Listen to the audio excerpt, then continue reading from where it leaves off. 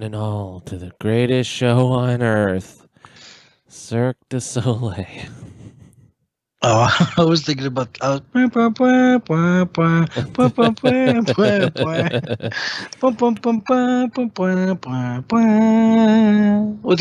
It's Jazzy with everybody's favorite uncle, Aaron Jean-Claude Van Damme Miller. It's me, and I hit the board. I forget that it's not instant. It takes like 2 seconds, so I tried to get it right after you're done. But I'm here. I don't cheat. I get results. Oh, and I'm here with James. I'm James. I'm fucking tired. We're nerds. I'm fucking tired, guys. It's the same idea. We're nerds. We're going to talk about nerd stuff. PS Plus games got revealed for the special thing. A couple trailers came out. The final Obi Wan trailer. The Prey Predator trailer. Multiversus, if you care. And also another cool thing is Gotham Knights did get a big gameplay kind of reveal last week, like the day after last week's episode. So I know that at least James and I are be excited for that because we're big Rocksteady Batman game fans. Is it Rocksteady making this one? Wait, I thought it was the people that made Origins. Yeah, whatever. Batman game fans, they're all pretty much kind of the same. Except for Origins was the turd of the four. I don't know, man. It was Origins, good. I thought Origins was awesome. It had cool detective stuff, even though it was kind of very like pointed you in the direction of what you needed to do. It was still cool to do the directional stuff. I mean, I guess Arkham Knight had that too. I remember the thing with the car blowing up and you I guess, but yeah, our Origin had the detective stuff. It had the 7 cool assassins that you had to fight, which was a cool rogues gallery. Even though that Deathstroke fight, that was like the big centerpiece of the game. It was cool to watch, but it was really just a big what's that thing called? The God of War does. Oh, QTE. Contextual button. Quick time event. Yeah, quick time event. It's just a big quick time event. I mean, if you remember it, it was. God of War did that. No, that's the old school God of Wars, the PS2 and PS3 God of Wars. Oof! During like really big events. I'm watching this and it looks not great. Watching what? The Gotham Knights shit. Oh, just watch it in the background, and we'll talk about it when we get to it. It's doing the worst shit from the Arkham games, which is floaty-ass Batman flying. Like, he hits punch and flies 30 feet across the universe. I'm like, come on, bro. But anyway, just, keep watching it in the background, and so when we get to it, you'll see. You don't really need to hear what the guy says. And this one, Red Hood using non-lethal rounds. Okay, yeah. But, other than that, we do have actually a new little piece of news, James. If you want to let them know that we have a new place that we can be found on the internet to be watched. I didn't see that at the top there. So I am officially going to start streaming over on YouTube. I actually already started this last weekend. We just to help get our reach out, get content on more platforms, consistent content as well. Like all three of us hyper focused on Twitch is just like too much in one place for like getting new potential listeners and or viewers. This will open up that door and hopefully get maybe a little more rolling on that side too. Also, since Twitch is kind of slowly dying, right. Right. And since it was, not to make light of it, Twitch was just used for a horrible thing the other day. Yeah. Some I don't know, what would you call him, Aaron? Chud. He was a fucking mass murdering piece of trash. Yeah, some shitty kid went out and committed a horrible act and streamed it on Twitch, which I went to see if his page was up. I didn't want to watch the video personally. I try to avoid those things now. Ditto. But I went to go see if I could see like what his general stream demeanor was. I kind of wanted to like go back through his catalog to see if there was not like, oh, was there any indication, more just like what kind of dude was this, other than my initial opinion that he's a fucking piece of shit that definitely. Whatever sucks. But yeah, it was taken down already. Yeah, I think it took them 2 minutes to get the page taken down, and banned for life, whatever. They did kind of like find his shit. I don't know if this means anything, but so they found like his Steam account or something. So he had 2,000 hours on Team Fortress 2 and 2,000 hours on Rust. Wow. I don't know what Rust is. I think it's one of those. Rust is like art. DayZ survival-ish type MMO type thing. It started out as a zombie game, and then they removed zombies completely, and it was just like a raiding game, like base raiding on other people. Yeah. Okay. Like classic survival. So someone steals all your shit. $2,000 on each of those in hours, but you know what he didn't have any of? Sex. Yeah. He's just an incel racist. You know what he did have? My company's name in his little memoir his thingy. Manifesto. Oh no! Well, you know. So we had some press outside the shop, I guess, this weekend. Oh boy! They're just filming like the outside of the building, you know, to like do their little like one shot of the building, or you know how that sucks. Yeah, I mean, he didn't use any of our rifles, but he bought like a trigger like assembly kit thing with us. So like that was not legal in New York. Yeah, so, like, everything he had was illegal. He was wearing illegal gear. He was using illegal weapons. He had illegal fucking ads and shit. Mm-hmm. But no, I was just say like, why he was like 18? Why the fuck did he have any of that shit? Like, right. To be able to use it, you know, effectively means he had to train with it in some way, right? I mean, I'm sure there's some level that you can just point and shoot, right? Like, that's how guns are made, right? But like to be able to effectively do something like he did, he had to have practice. So it's like, who let this fucking idiot near that much firepower? You know, it drives me insane. Yeah, so I don't like go ahead, sorry. Watching those things, but a friend of ours sent it to me, and I'm like, man, I'm not watching that, and I did. I kind of watched it like while looking out of the corner of my eye, like not looking directly at it. And I don't even know if I want to say this.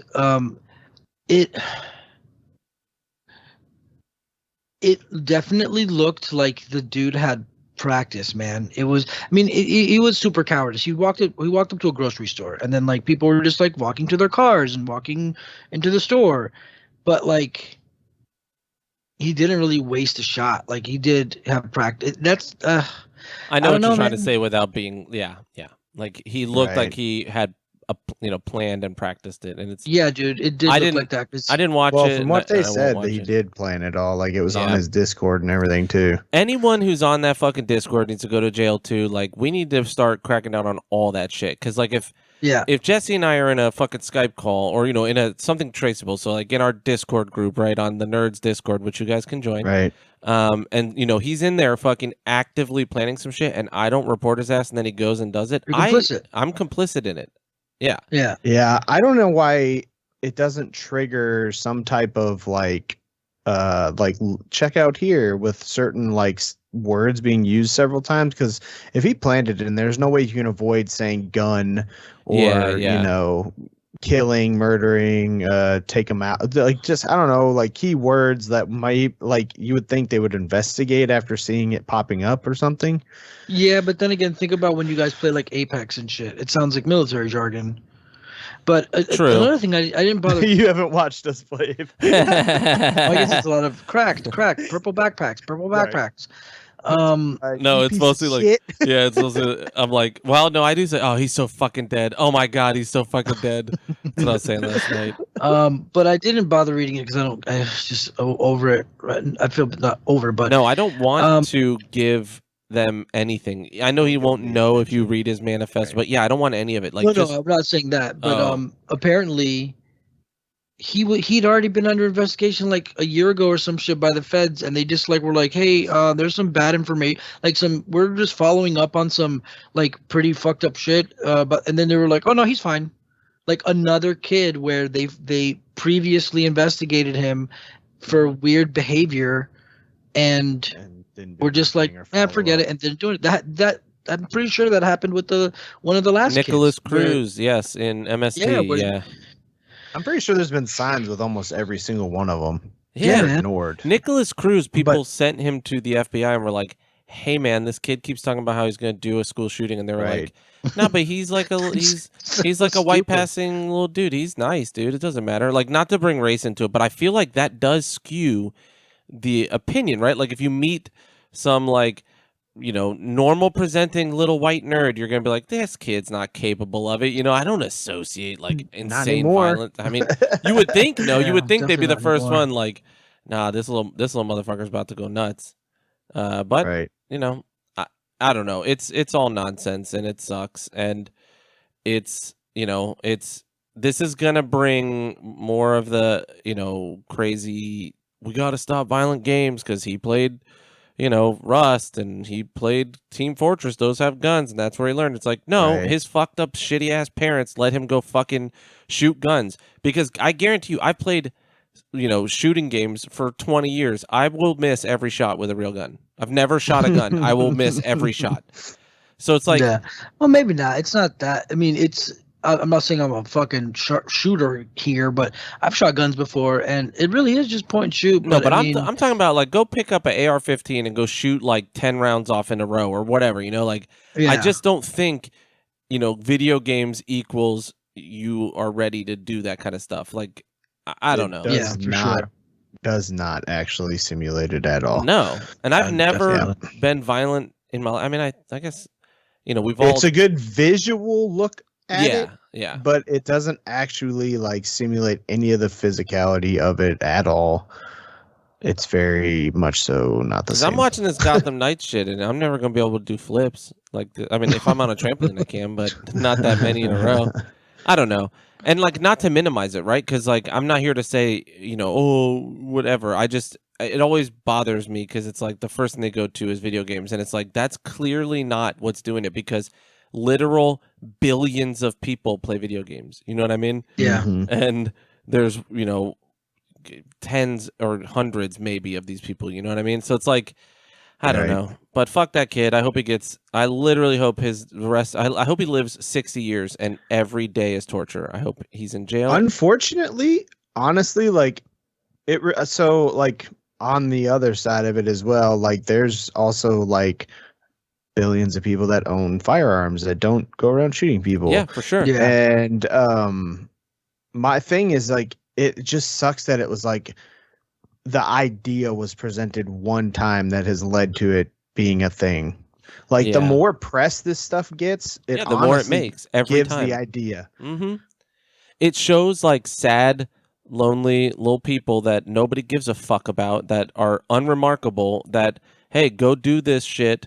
And it somehow makes people notice you. And it's like, that's why I really think we shouldn't give any, anything to it. But I mean, I understand that. See that it's like a double-edged sword, man. Because like you don't want to give it any press because it influences, but then at the same time, it's like you want press for awareness. It's like tricky. Yeah. Well, what I think we should do is stop focusing on the shooters. Like, never say their fucking name. Never even say a single thing about them. Just a person did this thing. These are the victims. You know what I mean? And because the more press you get, then it becomes like, oh, you're a celebrity. And then there's fucked up ass people out there that are like, I saw a whole Vice documentary about girls that are in love with the fucking Columbine dudes still. Like they have made up relationships. So it's like, then they get these ideas, these fucking, people that probably never have anyone interested in them. It's like, now I'm going to be a celebrity and people are going to care and they're going to blah, blah. It's like, it's not even people have no interest in them. There's like super attractive, eligible women who are like into horrible, terrible people that murder people. Yeah, for sure. Yeah, fucking super like attractive, successful, working women who are like, I love this murderer, and it's like, hey man, he like raped and murdered 15 people. They're like, yeah, that's all just weird mental illness. I mean, the further we get, and the more McDonald's we eat, and the more tap water we drink, man, people are just getting more sick physically and mentally.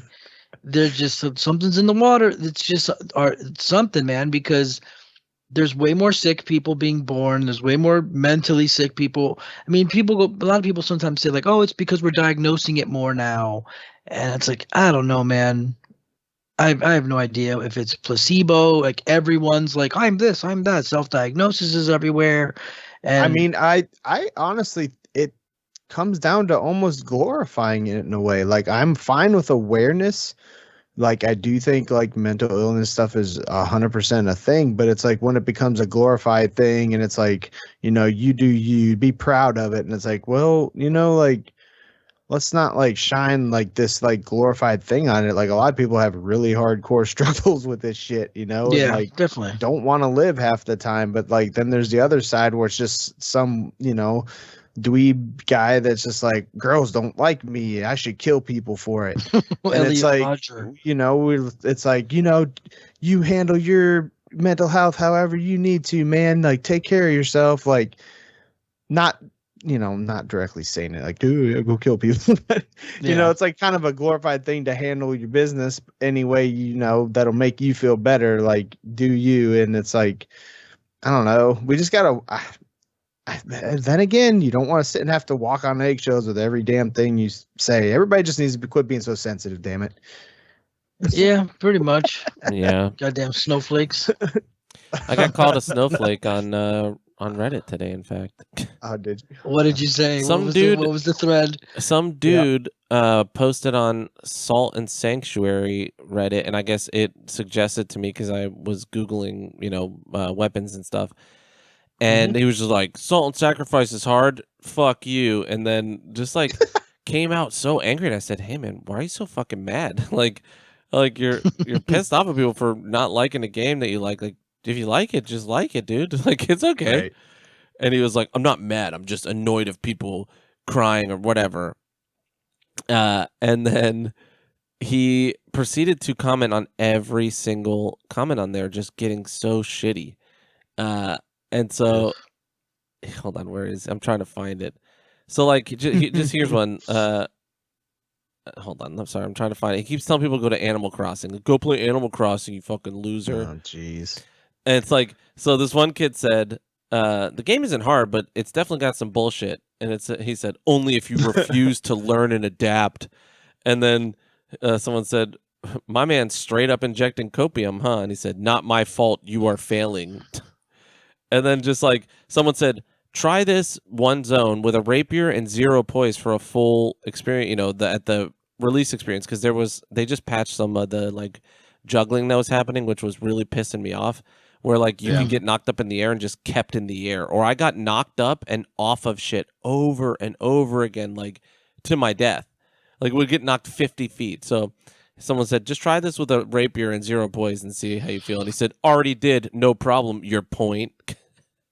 Just that kind of guy. Idiot. And he said, you are too bad at this game in case it wasn't obvious. But that is okay. Play Animal Crossing or something. So I quoted him saying, have fair criticism and keep it civil instead of bashing the game. And I said, says the guy who's literally shitting on every single person who comes in here and says anything. Yeah, right. And then he said, if you consider that as an insult, you might have bigger problems. And he was talking about what he said to me earlier, which was just like, I'm just sick of people bashing the game, right? And I was like, I'm not talking about my response. I'm talking about literally every other comment you've made. And he said, not my problem. Some people are snowflakes. And I was like, but you're being a snowflake. You're offended that people are not liking something you like, and you're just lashing out. And then I said, you just have an insufferable attitude. And then he wrote, I don't care. And I said, cool. And he said, okay. And I said, I, and he said, okay. And I said, okay, spelled out with an AY at the end. And he said, okay. And I said, I, and then he hasn't said anything else. Oh, Fighting with people on the internet. That means you won, Aaron. Yeah. Yeah. I'm just going to Got keep him. going. I'm going to keep finding different ways to say affirmative. But yeah, so it's funny because I got into an internet spat, not a real internet spat, but it was just a 2 reply thing for the first time in a long time, because what you need to know, everybody, is don't respond. Like, if you ever think like, hey man, this person on the internet's a piece of shit, and you type a little paragraph out, just stop and delete it. Just don't do it. So, I guess I'll just let throw it me out now 'cause it's just kind of like jump in and say I do not support Jesse's thing. Always post it. Fucking always. Take it to the ends of the earth. if it's your mom and you're gonna call her a cunt, post it, bro. Post everything. Well, so this one comes from some shitty news we did also get this last week. Is Trevor Sternad from the lead singer from the Black Dahlia murder passed away. They didn't release a cause of death, but the band put out a statement immediately, and at the bottom of the statement was suicide hotline. So obviously that obvious. may seem that he may have taken his life, and it's a real bummer because the guy was the Black Dahlia murder is like they're pretty much like a death metal band, and they're really heavy, really crazy. The lyrics are super fun. It's almost like fantasy horror lyrics, like really creative, really well written. Like if you look up the Black Dahlia murder and just look up some of their lyrics, the lyrics are like really fun. They're not just like brutal gore lyrics like Cannibal Corpse. The dude was really, really good at writing really fun, awesome kind of horror and macabre lyric stuff. And it's a real bummer. But the band's been pretty big since 2005-ish or so. And he was known very well for a very long time as like super big, smiles, happy, funny, silly, the big hug guy, the type of guy that younger bands could go to for like advice and like to talk to. Like he was just, it's always like the Robin Williams or the fucking, it's always the person you don't know. It's never the fucking, like, I really love this band Shining, right? But the main guy from Shining, Nicholas Varforth, is a total piece of scum, bro. He's just the worst fucking person. And he lives it. Oh, misanthrope. I fucking hate people and fucking kill yourself. It's suicide. And he cuts himself on stage and fucking it sucks because like I won't separate the art from the artist sometimes because sometimes the art is just so good because this fucking guy makes such incredible music. But he really is like a really, really fucking piece of shit who's always talking about killing himself and like, oh yeah, I'm gonna kill myself. And it's like it's never those people who fucking who go through with it. It's always like the least person you would think. And I don't know Trevor Sternad at all. And I know people who knew him, and seeing them hurt sucks. You know what I mean? Like I know a producer who produced all their records, and to see like the thing he wrote was like super sad. And just like knowing that about the guy that he was like a really positive dude, and for that to happen out of nowhere, and that really sucks, right? So on obviously all the heavy metal pages are writing tributes and they're writing articles. A lot of really cool articles are coming out. People are writing really cool stories and things about him that we didn't know, and really nice stuff. And somewhere in a comment thread, this lady is like, she uses a quote I feel inappropriately, or at least in the wrong place. So she quotes, God, I fucking forgot the name, Greg, I think the guy's from like Converge or some shit, or Dillinger, bro. It's really dumb of me to forget the guy's name. I'm just blanking at the moment. But this one guy who's in, it's either Dillinger or Converge, bro. And I don't know if you know Dillinger, Escape Plan, or Converge, Aaron. You know those bands? No. I mean, I know them. I just don't listen to them. Yeah, that their music is crazy. It's more like in the hardcore scene and like whatever. So this one guy, he has a quote where he basically, the quote basically says like, the problem with heavy metal music is basically that like dudes are creating these tough guy personas to mask whatever happened to them as kids, and he's basically like saying like toxic masculinity in metal, and it's a big hide for insecurities and shit. And I understand that. And that does play a part in certain bands and certain people, like that guy Nicholas Varforth I'm talking about. Like something happened to that kind of guy when he was a kid, or he's just a fucking major edgelord doofus. And there's some bands that are like, yeah, fucking hardcore. I think it's mostly found in like the hardcore scene, where like shit like how Hatebreed used to be and shit, like fuck yeah, dude, we'll fuck you up. Yeah, fight me. Like, that kind of shit. Where you can see somebody creating this testosterone addled persona because they're tough and I'm a fucking tough guy. This song is called Punch You in the Throat. That kind of shit. I can get that. But this stupid bitch coming into this thread and posting this quote, basically insinuating that this guy that everybody knew as a big all smiles, lovable goof guy who wrote fantasy lyrics and was like, it's like the Black Dahlia murder isn't a, so basically she writes this quote, right? And a bunch of people are telling you to fuck off. So I just put a quote. I just put bugger off. Bagger off. And she replies like hours later and says, "Why do you feel threatened?" They always have to say that.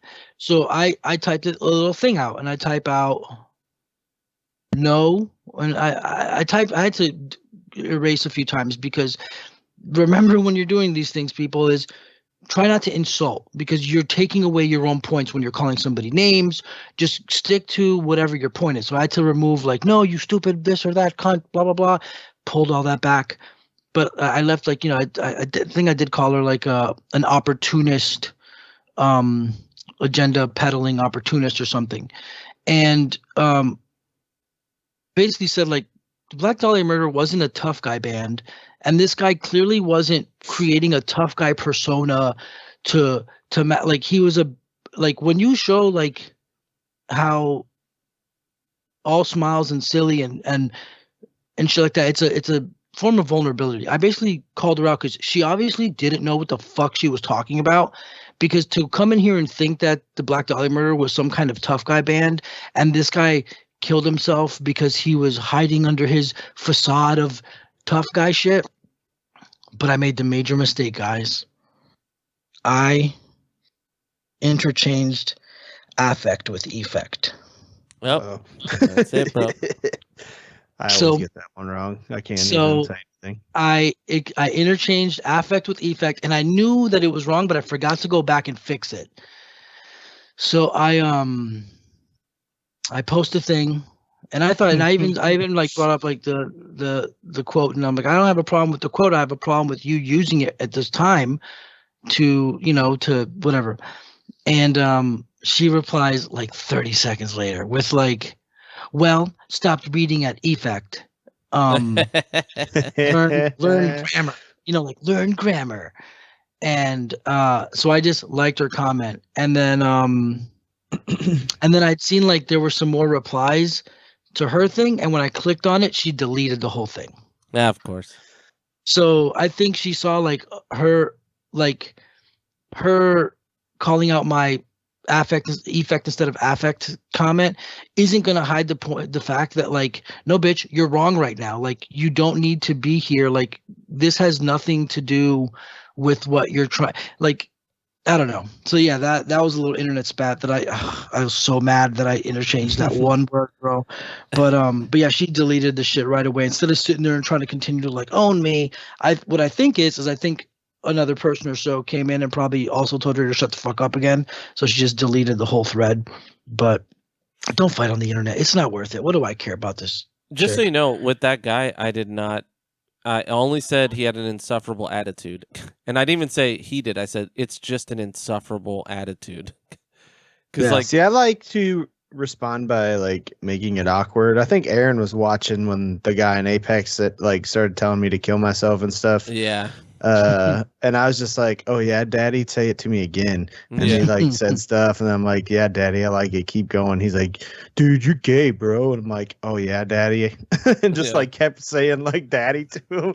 And they stop, like, it's one of those things where I just like to like, I don't know, just completely change the narrative of it to making them feel super awkward and not give them any fuel. Yeah, man. Yeah. By the way, Pencil and I were playing yesterday, waiting for James to get done with dinner, and we were doing arenas, and we played with a random dude, and he had picked Valk, who I had my like lock in on, So I didn't realize, and I thought I was locked in because he had a similar skin to mine. So I was like trying to lock, and I'm like, weird. whatever. And then it locked and I was crypt and I was like, bro, you stole my girlfriend, dude. And he was like, oh, sorry, dude. And I was like, don't worry about it. You're going to be better than I would anyways. We're like just going. And we played and he was like, man, y'all are cool. And then Pencil was like, go listen to Nerds the podcast. You're playing with a podcast. He was like, really? What is it about? And he wasn't like a young kid. I'm making him sound like wide-eyed, but he was just like, no, you guys are just funny, man. I like that you're not taking it serious. And I'm like, I'm not good enough at this game to get mad. Right. Like, I'm just having fun. Just happy to be here. Right. But yeah, it was funny. Yeah, a lot of times, by the way, I just troll that way too. I just tell people I'm going to suck their dicks in front of their family or whatever, and then they get really upset. And I'm like, like this one dude used to troll my whole family. Like he wanted to fuck my mom, I guess, a long time ago, and so he's just been like psychotic forever. And he kept calling me gay, and I'm like, I am gay, so I don't know. You're not insulting me, whatever. And he's like, yeah, I have a son. He's straight. He would never. And I'm like, oh, he'll be straight till I meet his ass. I'll fuck him right in front of you, bro. You don't know. I'll turn his ass out. And he was like, no way. He's got a kid. I'm like, I'll be a stepdad then, I guess. And I just kept doing it. He was like, no. Whatever. The guy's psycho. But all right, let's get into our weeks because we're 40 minutes in. Oh, just one thing, because this all stemmed off of the YouTube. Oh shit, yeah. But I'm going to I mostly do play Apex, but I'm going to start God of War run here. It'll be my first time playing it. Yeah, we forced you to buy it. Right. So I will be playing God of War on the stream as well, but I will have a playlist. So if you guys miss it, you can always go back and watch the VODs or whatever the kids call them these days. Fuck yeah, dude. Definitely. I love your VOD. Hot VOD. I want your VOD. Look up like God of War 1, 2, and 3 stories. I mean, I would say watch the longer ones. It's never going to be the same as playing through those games, but that would be way too much. And those games are also a little dated. But just to get an idea, because you don't need to know that stuff really to play the new God of War, but I think it would be cool for you to just have a backstory. Like the one that I sent you that's like 4 hours. You don't have to watch that. Yeah. But the ones that are like 10 minutes, I'm like, damn, those are too quick. But whatever, yeah, I would say get a baseline, and then just know at the end of the Greek one, it just kind of like ends. Spoilers, he dies, but he doesn't. Like at the end of the third one, like he dies, but then like he kind of doesn't, and we were left in the mystery. We always wondered what's gonna happen. And like 10 years later they came out with the 2018 God of War, and then that just starts a whole new thing. It's like a whole new world. A new fantastic point of view. A new fantastic point of view. Now that we're way up here. Hit the fucking drop for the week. It's crystal clear. It's been a week. I'll go first. Mine's going to be super quick. It's been an hour since we started. I know. I didn't even write anything down. I've barely done anything. I did play Salt and Sacrifice. I streamed it a little bit last week. But then it made me want to play Salt and Sanctuary, and I knew I owned it on PlayStation, so I downloaded it and put a couple hours in that, and then I've been still kind of fucking around with Salt and Sacrifice. They're both great. The only thing, and Jesse, you pointed out, is there's no map, no mini map, so it's kind of hard to figure out where to go. Salt and Sacrifice gives you at least warps to like it's like a hub and spoke. It's almost like Dark Souls 2. So you have like a home base, and then you can teleport out into different areas, and at least then you can kind of go around. And they give you movement skills, kind of like Metroid.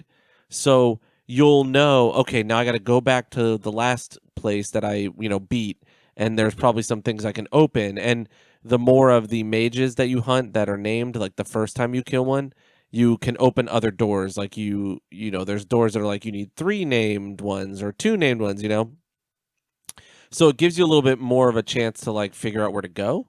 But it's a little confusing.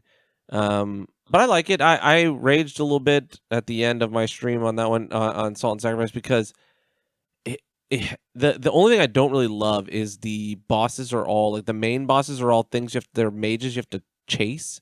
So you keep having to kill them or bring their health down a certain point, and they'll summon guys over and over again while you do it, and then they'll move, and you got to go do it again, and then you move again, and you got to do it again. And once you do it like 3 or 4 times, then they're like, okay, now I am a boss. And when you walk in, you get like a boss screen, and then you can kind of go back and fight it if you die.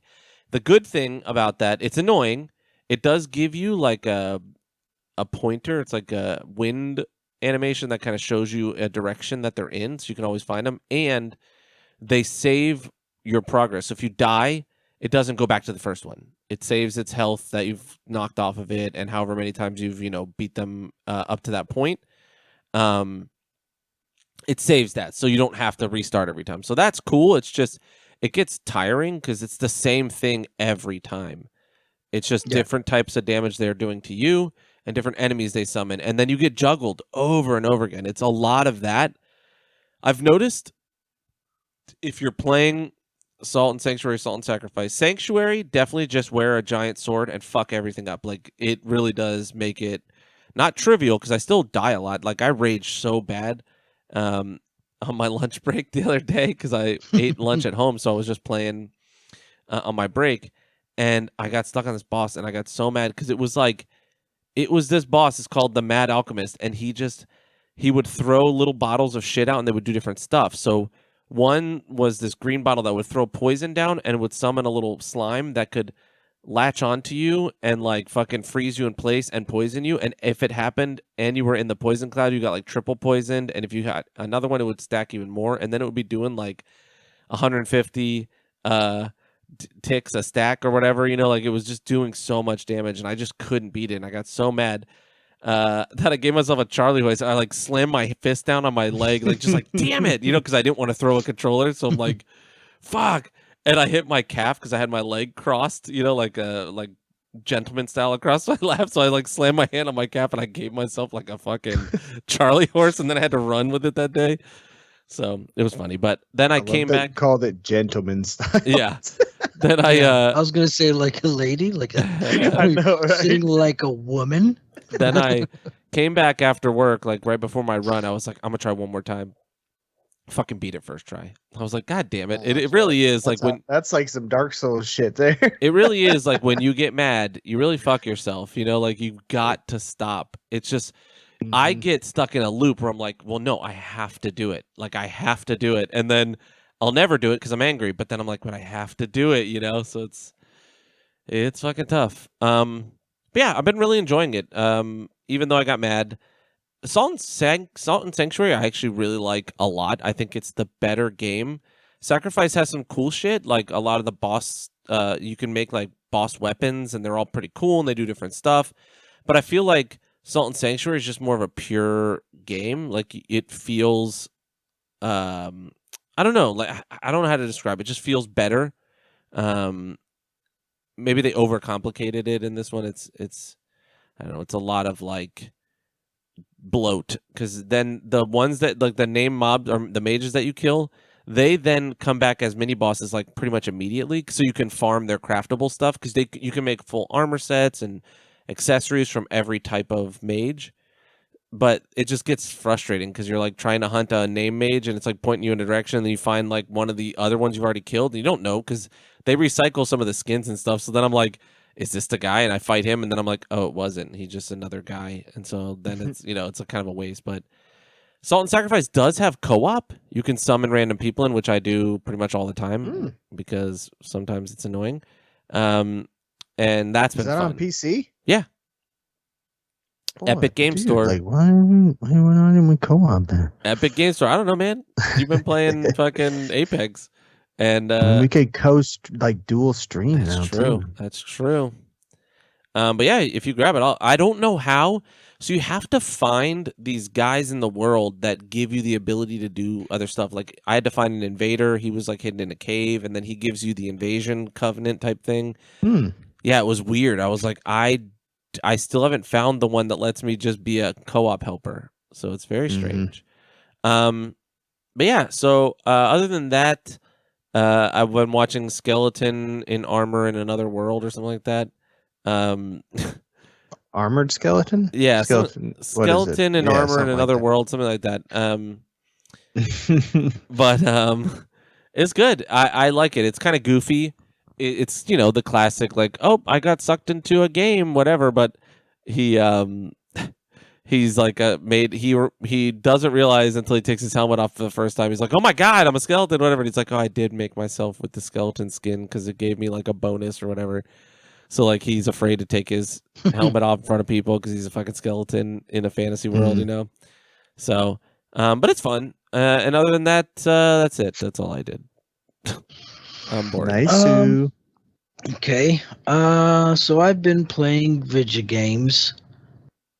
Tried Sifu again. It's cool. It's alright. I don't mind it. It's pretty difficult. But it's not bad. Horizon's gotten cool again. It's still Horizon Forbidden West still has the issue that it has of.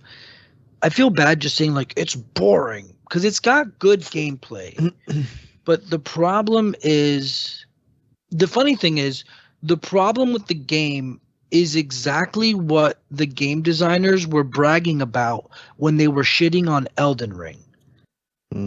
What they're proud of is what ruins this game. Yeah. Which is it's bloated with too much shit to do.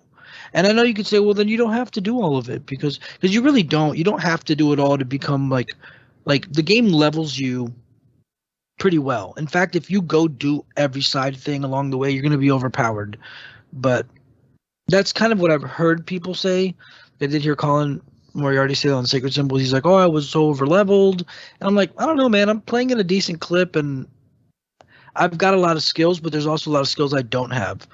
There is a lot. These games are getting so dense. It's like I don't just want jump. I don't want Mega Man. You know what I mean? Jump and shoot. And I don't want Guile with just Sonic Boom and Flash Kick. That's it.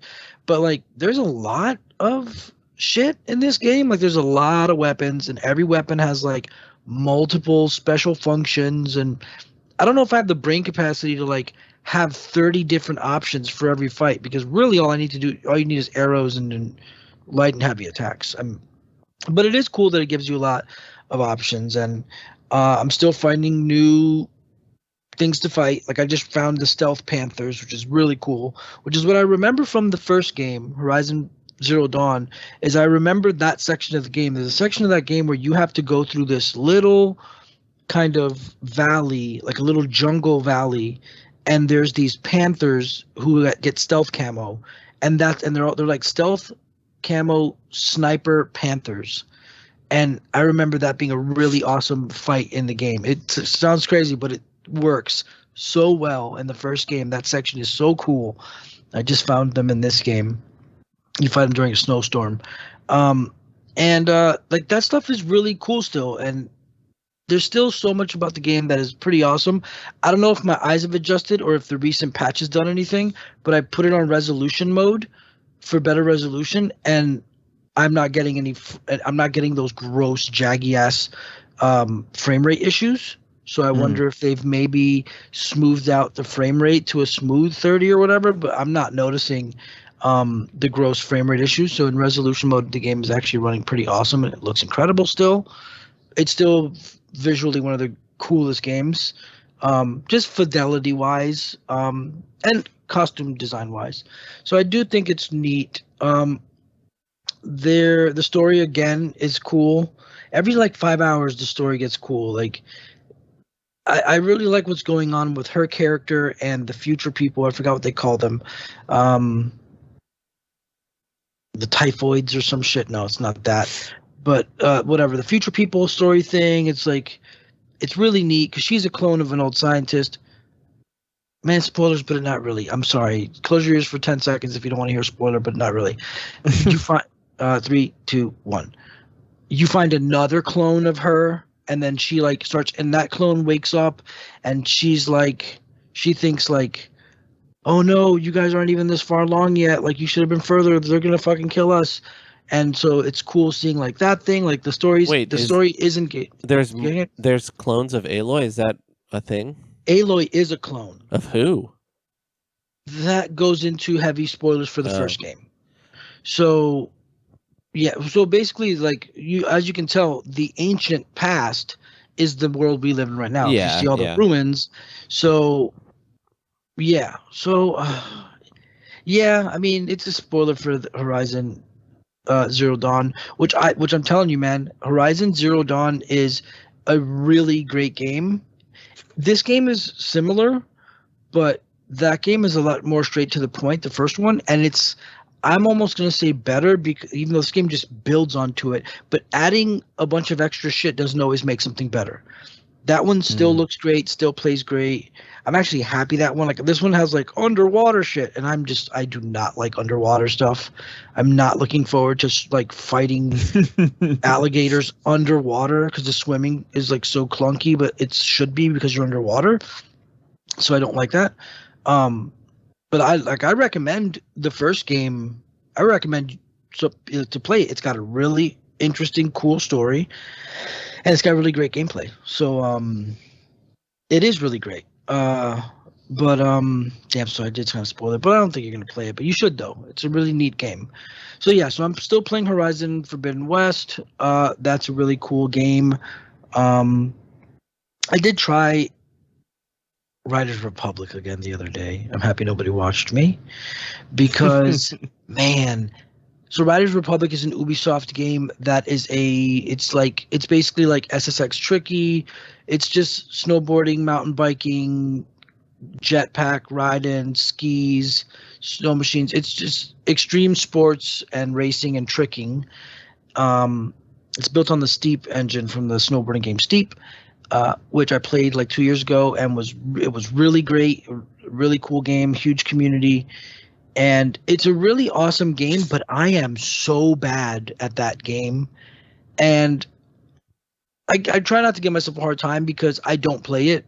I've literally played that game like a handful of times since it came out, and I just played it for the first time in, I don't know, 6 months or more.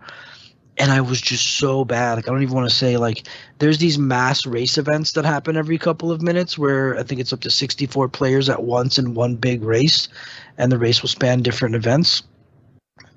And I'm in like the bottom 1%. I'm like in the bottom 50, bro. So I'm really bummed that I'm so bad at it, but I can't expect to pick a game up and automatically just like start slaying at it. So I do want to play a little more and get better at it, but I just don't think I will, because it's more multiplayer focus and stuff like that. But Riders Republic is a really neat game. I really think it is a pretty cool game. New record, I did pick up a new record. They did repress Slipknot's Iowa. I got it out of I got it out of obligation, I guess, just because like I was, I remember going to the mall when it came out, going to Hot Topic, and buying it. I think I'd graduated high school by then, or maybe I was a senior. And it's an all right album. It's got some cool stuff on it. It's okay. I like the third album and the fifth album the most.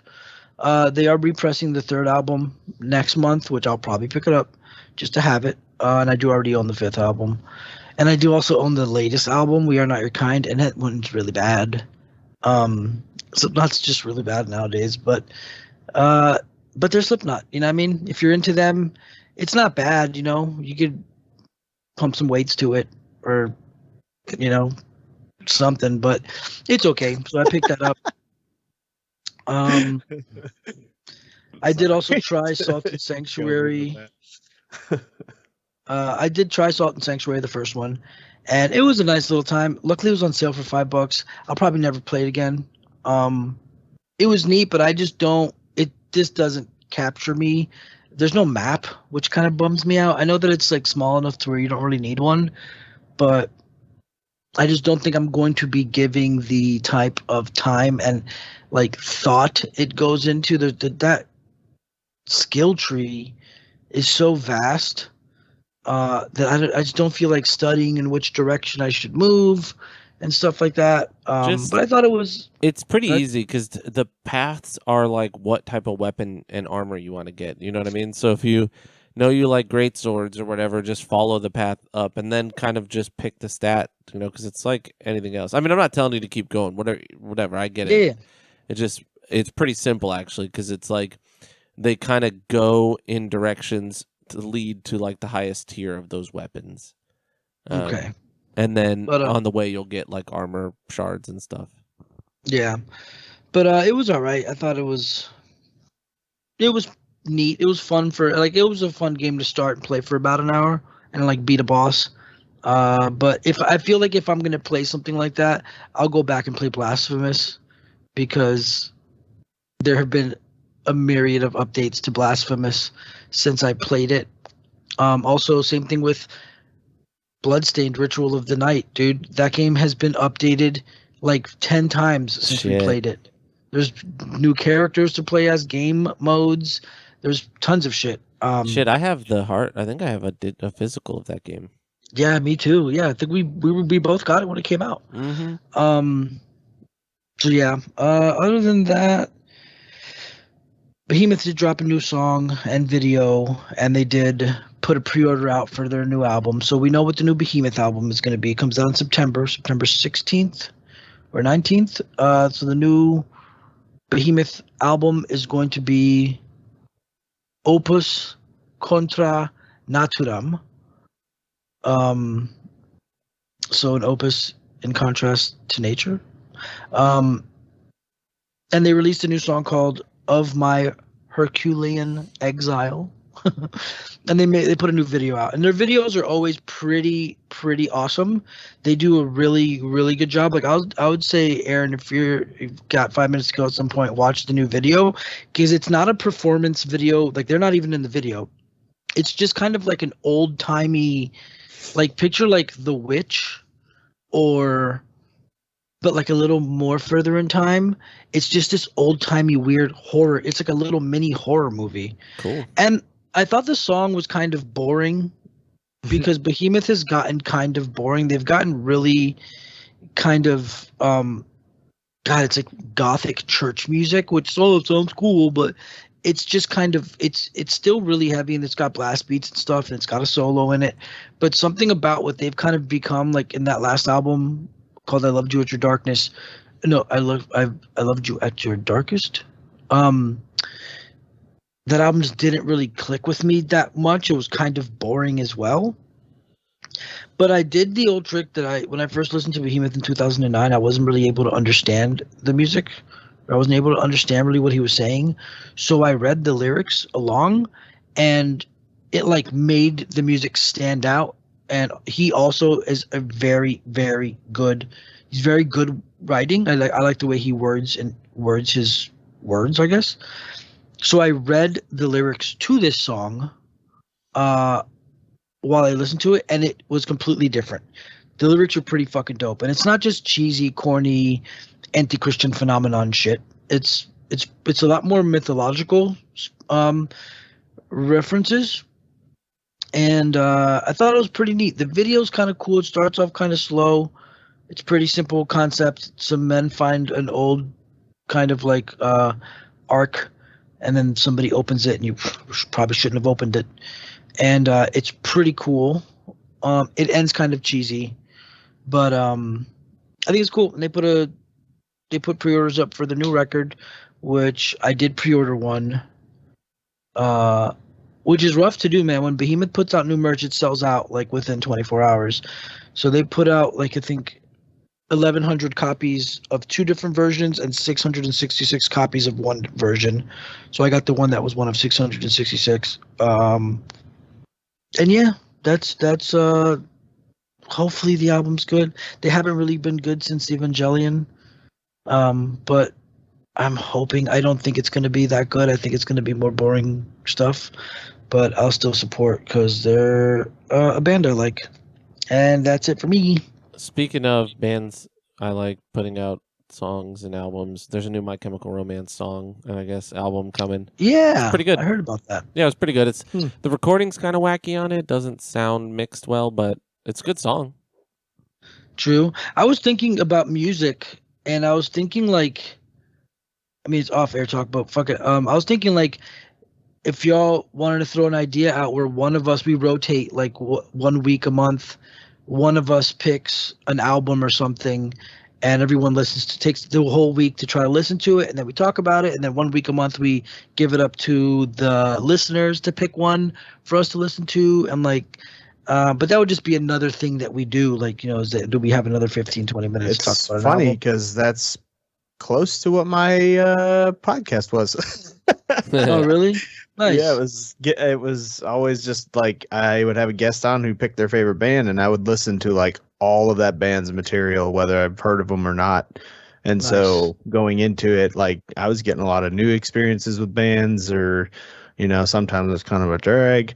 But so, it was just about talking about people's favorite bands and stuff, or rock bands only, really. But Yeah. I think I did one like Beastie Boys one, which was kind of a started rock, went rap, but Yeah, they kind of floated around in that. right. But no, I mean, I would say like pick like an album. It doesn't have to be like your favorite album. Just be like, oh, pick an album, and then try to hear some of it at least, and then give our thoughts or whatever. It doesn't have to be an in-depth review of it. But because I thought that'd be a cool way to share music. It'd be a cool way to force you guys to listen to Song. And then also like you never listen when I tell you to listen to songs. That's what I'm thinking. I'm like, yo, this will be the time when I finally listen to the 3 Cheers for Sweet Revenge. Is that the one you keep telling me to listen to? Yeah, Is bro, that the AFI? No. AFI is Sing the Sorrow. Yeah. 3 Cheers for Sweet 3 Cheers, Revenge that's is MCR, right? Yeah. Okay. But yeah, I saw Matt Hafey, who had Gerard on his album, the Ibaraki thing. He posted about the new MCR song. I meant to look it up. Yeah, it's pretty good. It's it's old school MCR sounding, which is good. I didn't love their last album. There's a couple of bangers on it, but overall it didn't gel for me. But the first two, well, the middle two are amazing, because there's one, You Bring Us Blood, We'll Give You Nails, or something like that. That one I didn't really love. It's like old style, but. Well, I don't know if you're listening. If you think that's something you want to hear us do or talk about, or if you want to hear us talk about music more, or whatever, just let us know. And if anybody wants to hear that, we'll think about it. I think you're still going, James. My bad. Oh, you're good. So yeah. Anime. I did a lot of anime. Sort of. But yeah, I was gonna start real world shit. I started the YouTube stuff, so I also kind of changed my setup in here. And by in here I mean my little gaming bat cave room. Man, I gotta stop doing that shit. Like every time I'm like, I'll just be like in here one day, like thinking about what game I'm gonna play, and then I'm like, these monitors would be more like, it would be more optimal for me if I had it like this. And then it's like I sit in the chair for like an hour just stare. Like my wife walked in the room and was like, "Are you okay?" I was like, "Yeah, why?" And she's like, "It's not healthy if you're just sitting here staring at nothing." I was like, no. I'm mapping out or trying to plan how I'm gonna like lay this out in here. I was like, I'm not just like in a depressed like staring thing of sitting in a chair, I'm not brooding like Batman in here. But yeah, I get in these like spells of moving this stuff around, and it's got to stop. I'm happy with what I got right now. Who knows? I don't know. It's all for nothing, but not also for nothing, I guess. But yeah. Anyway, so anime. I finished Attack on Titan as far as what they've got out. I believe there's a part 3 coming next year. I love it still. I think the new season's pretty good. Granted, I watched the whole series all at once. It starts a little weird, but it definitely like they really get into the stuff that kind of like made me a little confused through the whole series, and they really like tie it all together really well, and like kind of put a nice bow on it. If this is truly the final season, then I think they're actually like tying it all together real nice. I'm not really sure if I'm like Team Aaron or not. I didn't this point. finish it because I was like, yeah, I'm with you. I was like, I kind of hate Aaron Yeager now. Like they made him Right. an asshole, and you're like, wait, what? Right. Yeah. I'm sure like there's been other situations where I don't know, this whole season's been that way with him. Like they make you think he's turning and then he has a different plan. But now that we're like to the end where he's basically just marching off to destroy everything in the world, spoilers, he it doesn't I don't know where he's going with it. So Yeah, I'm at the point. So the last episode, he just released his army of marching guys, and I don't know. that's yeah. How far away am I? Pretty close. I mean, it's basically them trying to like get to him. Yeah. But you don't ever see them get to him. And it's basically them just trying to get off the island to go get to him. If it ends and if that is really the last episode ever, are you satisfied with it? Because that's why I didn't want to finish it. No, God, no. Okay. No, it's just huge. Like it's 100% not a last episode. You can tell. No, yeah. Like there's a destination in mind for them to like where it's gonna all come to a head, where they're gonna run into him. Like and they didn't get to it, so like that's definitely gonna be in the next little thing. And I thought I read that it was only like there's like 5 more books maybe or something. They've been kind of doing like an episode a book or something like that, more or less. So I don't know that the next little part 3 is going to have all that much to it anyway. So, But yeah, overall, Attack on Titan, without the ending, I'm at like a good 7.5. I think I've really enjoyed a lot of it. So yeah, I think the second season was kind of boring. It got really political, and there wasn't a lot of combat and shit. It was just like explaining kind of the history of the royal family and all that shit. Right. But this last season before the time jump, I kind of enjoyed. And then, I don't know, they're really explaining everything, which is like, it's funny because normally I would hate it if they didn't. But I'm also like, I kind of miss them just being scary humans that are naked. Right. Yeah. Right.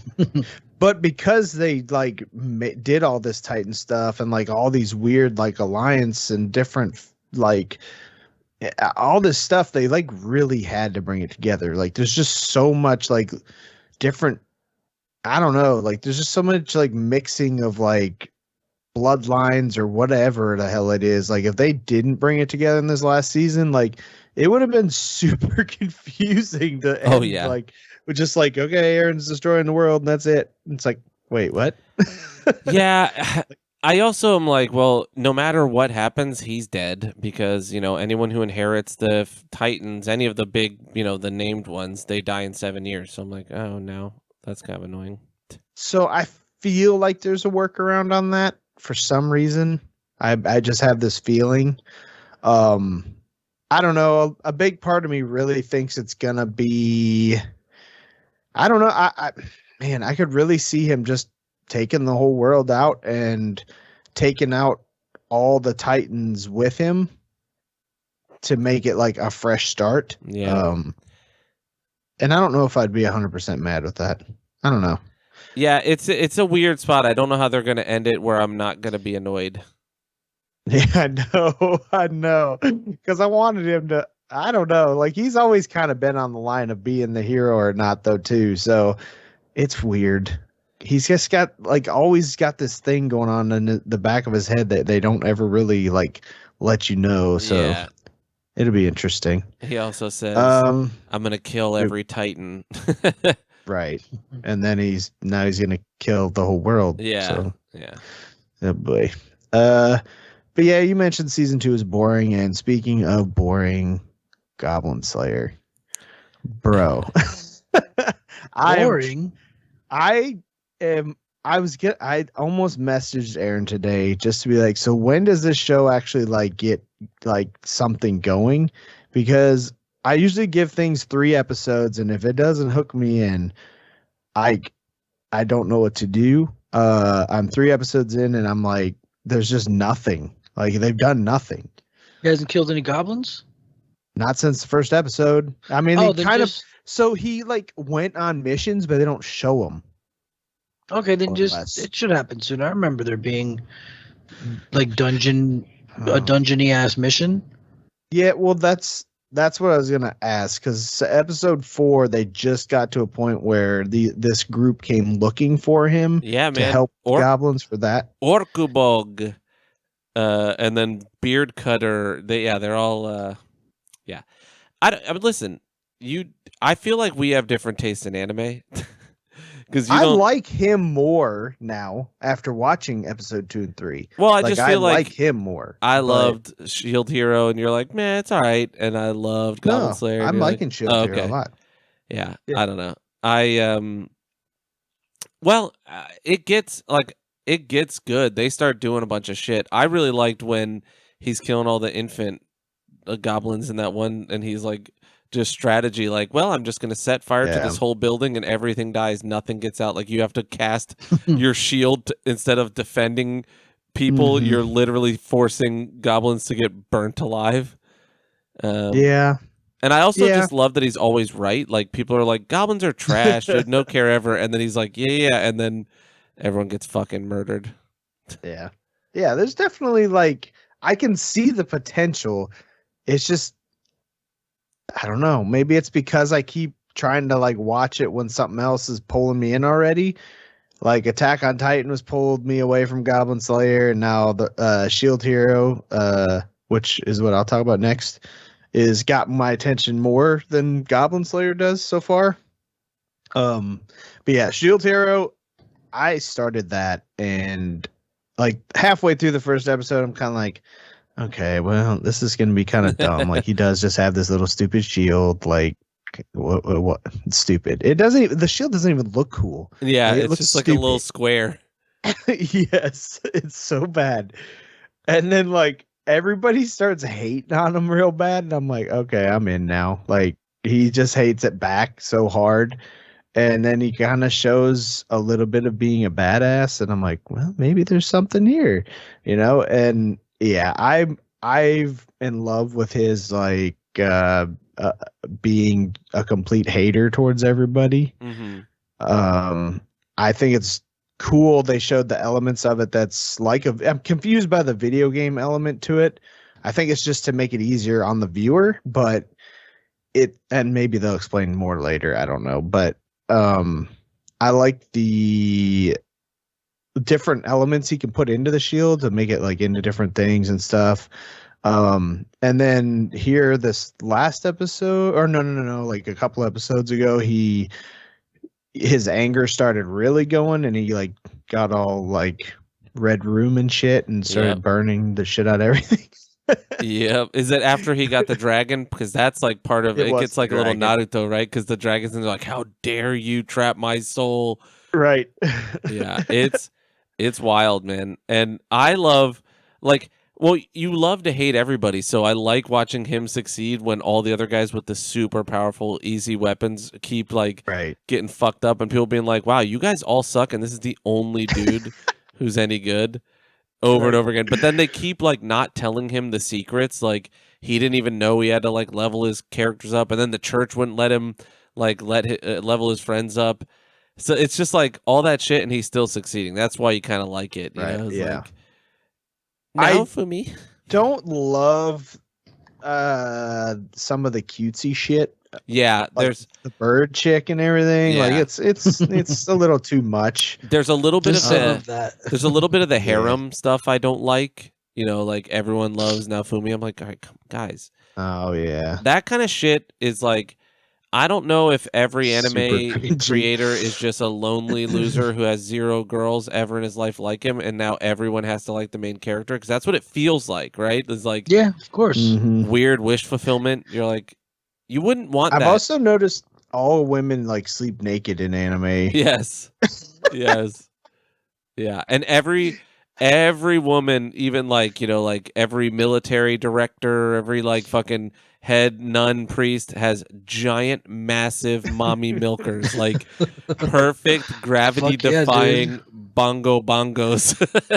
The funny thing is when they don't really show that they have them, and then all of a sudden there's just that one moment where there's a reason, and then it's just like the biggest hits come popping out. And you're like, wait, what? Yeah. Yep. Where were those the whole time? In Goblin Jesus. Slayer, the elf chick who calls him Orkbog, she does not have big tits. I was like they don't show her naked, but they show like, because like, you know, the goblins are constantly trying to have sex with humans all the time. Yeah. They show them like kind of attacking her, and they like strip her shirt away, and her hair covers it or whatever, but like she don't have big tits. And I'm like, thank God, you know, not every person on Earth has giant tits. Like it's Well, that girl that's in love with them, they more than made up for it in like episode 2 and 3. She like pops out the window with like her rack like basically hanging out every like 5 seconds. Like, oh, where's Goblin Slayer? Yeah. I just love that, like it works for me in Goblin Slayer because he will it makes sense that he doesn't notice because he's like PTSD. I don't care about anything except for murdering goblins. Like, they killed everyone I love. Like, all I want is to kill them. And so like a girl being obsessed with him who's super sexy and he doesn't notice, you're like, yeah, he doesn't care. He literally doesn't care because she's not a goblin he can kill. Right. But yeah, she does have big old moo milkers. And she's always like, I'm out of the shower. Oops, here's my big ass titties like bouncing everywhere. Yeah. That's the shit that drives me nuts in anime and in like, you know, certain video games like Trails. It's like, all right, I'm not, you know, it sucks because like I'm not, I guess, the market for it, but I am the market for the game itself because I like a JRPG. So it's like, it sucks for both of us. They made this game for dudes to be horny over, and I'm over here like, get out of here. I want to see cool dudes use swords. Like, I don't know.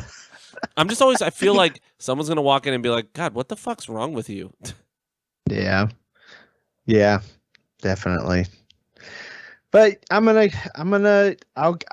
since that episode basically stopped at them getting ready to like storm this demon goblin infested thing, I'm gonna give it some more. I know I'm just like really pissing a lot of people off, being like, Goblin Slayer's kind of just meh. Because my buddy texts me, he's like, dude, I think Goblin Slayer is like my favorite anime now. I'm like, God. No, but I mean, it's okay to not like things. That's why I was saying I think maybe we don't like the same kind of anime. You know what I mean? Because I thought you weren't you weren't into Shield Hero. Yeah. I don't know. But I'll give it a try. You did explain, and it made sense to me. What was lacking is you like to root for the main character, and Goblin Slayer's like a blank slate. Like, he's just a guy that only kills goblins. You know, like he's not like Naruto, where you're like, hell yeah, he's like the underdog. He's not, you know. Now Fumi is another underdog. Like, I like shonen anime for that reason. It's always the guy that like shouldn't be good. Who, you know, like I love My Hero Academia because Midoriya doesn't have any powers in a world of people with powers, and then like he succeeds, and you're like, hell yeah, you want that. But like Goblin Slayer is just like a psycho who is obsessed with killing goblins. But I kind of like that too. I don't know, it kind of works for me because he's the only guy who recognizes that goblins are not just bullshit.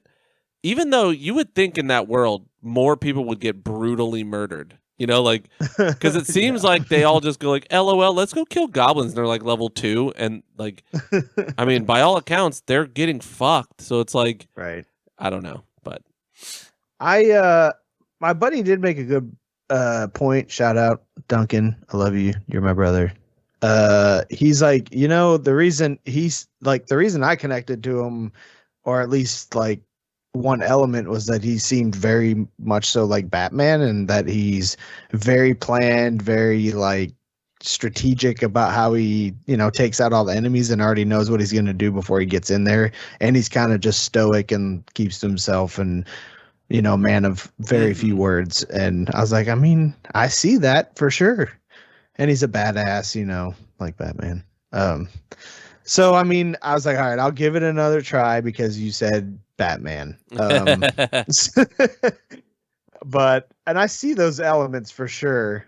But I mean, his armor's dope. Like everything about it, I don't know why. I don't. The dopest is the fucking red eye whenever he gets like, super murder mode. And then I noticed that he's not the like in Skeleton with Armor. There's like he has a blue eye that like shines. It's not when he's like, it's not when he's angry though. It's when he's excited, like when something cool's happening because he's like a fantasy nerd. Okay. I do like, by the way, know. in that one they don't do like they do like kind of the horny shit where like there's like chicks with big titties, but he's always like you think he's about to be perv mode, but instead he's just stoked because it's like the first elf he's ever seen, and he's like, oh my god, this is awesome. So I like that, but I'm only, however many episodes there are so far. Yeah. Word. Well, and then lastly, the only thing I've really been playing, because your boy is loving it, is Apex Legends. So now I've got some time into the new rank system that they have, and I personally love it. It's still not ideal for solo queuing, which is what I do, but it's more about strategy. They've made it way more difficult to get points. It's a lot more like points taken away, like when you start. So even in bronze, they're taking points away from you. So it's just like everything starts out really against you, and it's a lot more about strategy. And then even getting kills is just like you get 1 point per kill until you're top 10 or top 5, and then it has like a multiplier and gets way like higher in the amount of points you get per kill and stuff.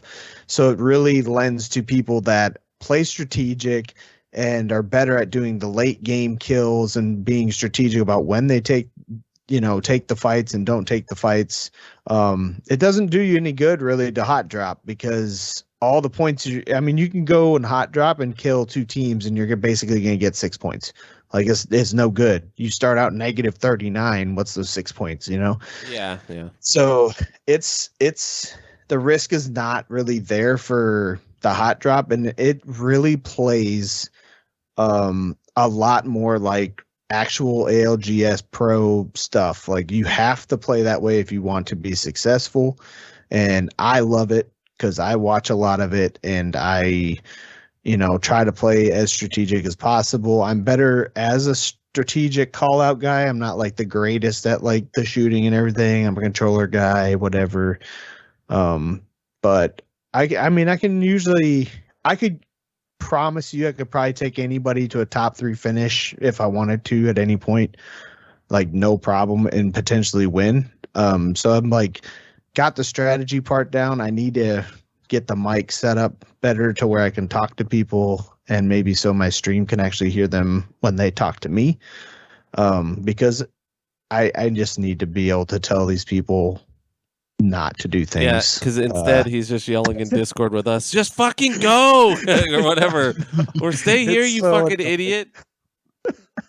They just there's still the problem. There is still a lot of people that think these like low levels are like it was before, where you can just hot drop and get a bunch of points, and those people are the same people complaining about the game right now and like, oh, it's too hard to get points and blah blah blah. And I mean, I will tell you, most pros are still in diamond right now. Like it is that much harder, and it's awesome. I love it. They continue to make this game better, in my opinion, and I think it's great. So, but like I said, I'm going to start God of War as well, and hopefully a D&D campaign, and so I'll have some more different types of gaming going on real soon. Nice. I'm excited. Hell to the yeah. But yeah, we'll end on that because good Lord. I probably won't be streaming much. I have no desire right now. I don't know. It's a rough life that I'm living these days. But yeah, okay. So, want to hop into the news? I guess so we don't really have some news. Yeah, we don't have any reviews really or anything like that. Just got some newsies. Yep. So we'll start with the Prey trailer. Prey is the new Predator movie. So this is Predator 5, I believe. Yeah.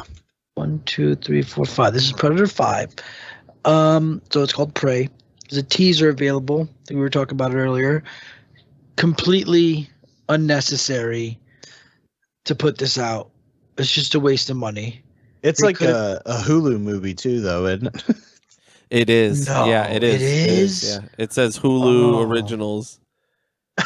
Okay. You already know it's gonna be Trinity Trash. Well, I don't know that.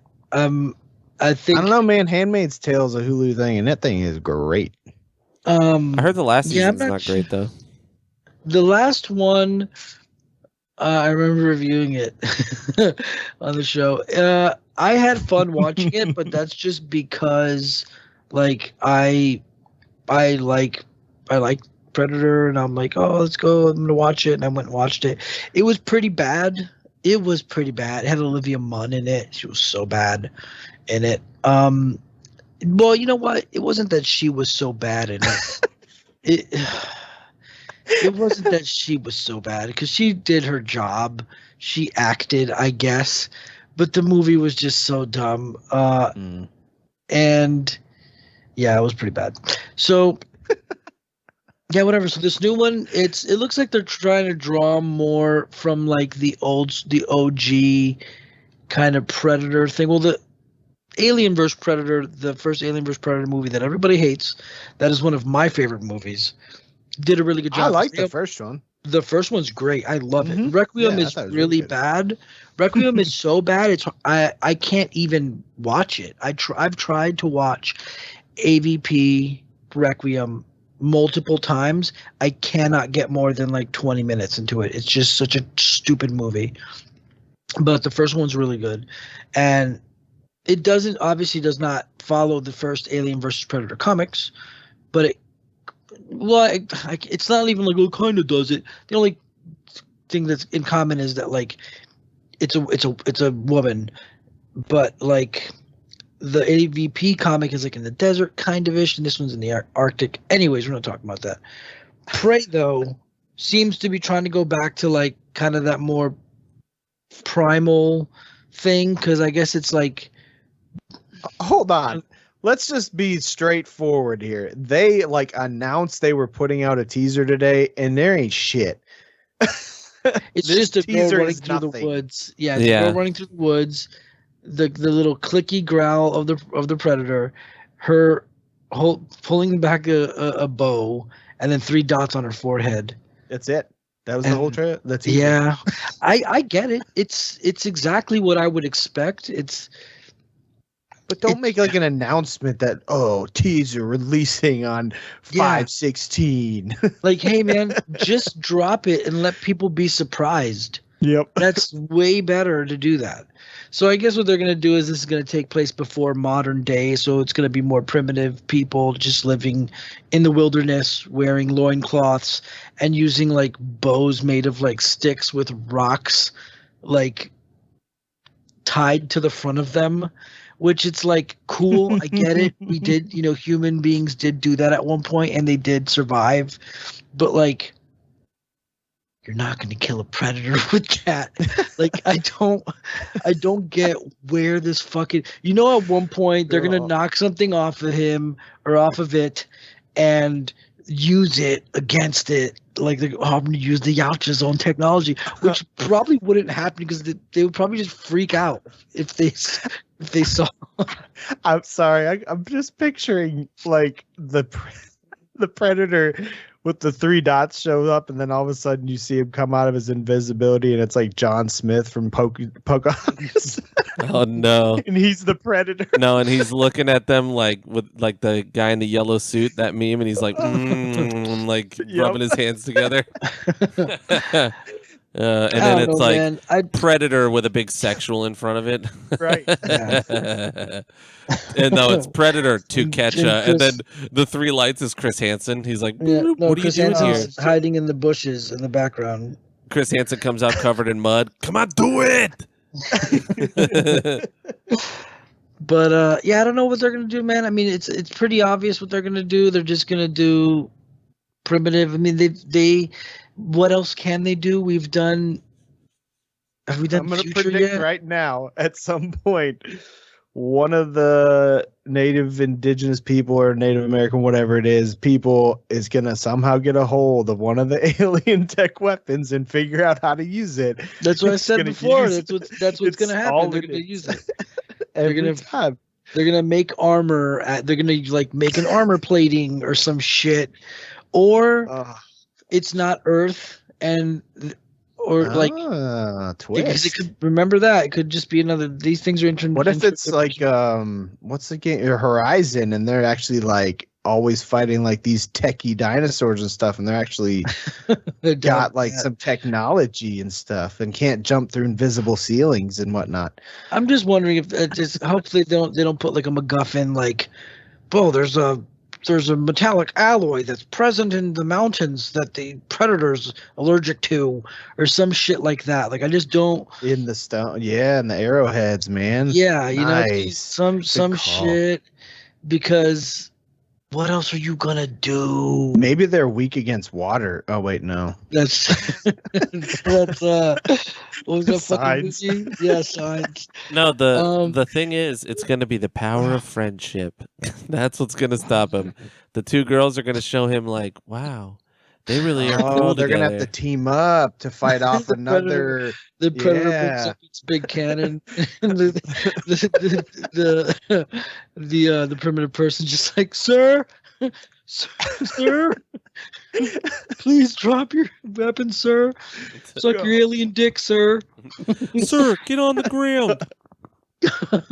Yeah, it looks. I mean, whatever. We don't even see. I can't even say it looks bad. It's just like I don't care. It's just nothing. It's a nothing burger. Yeah.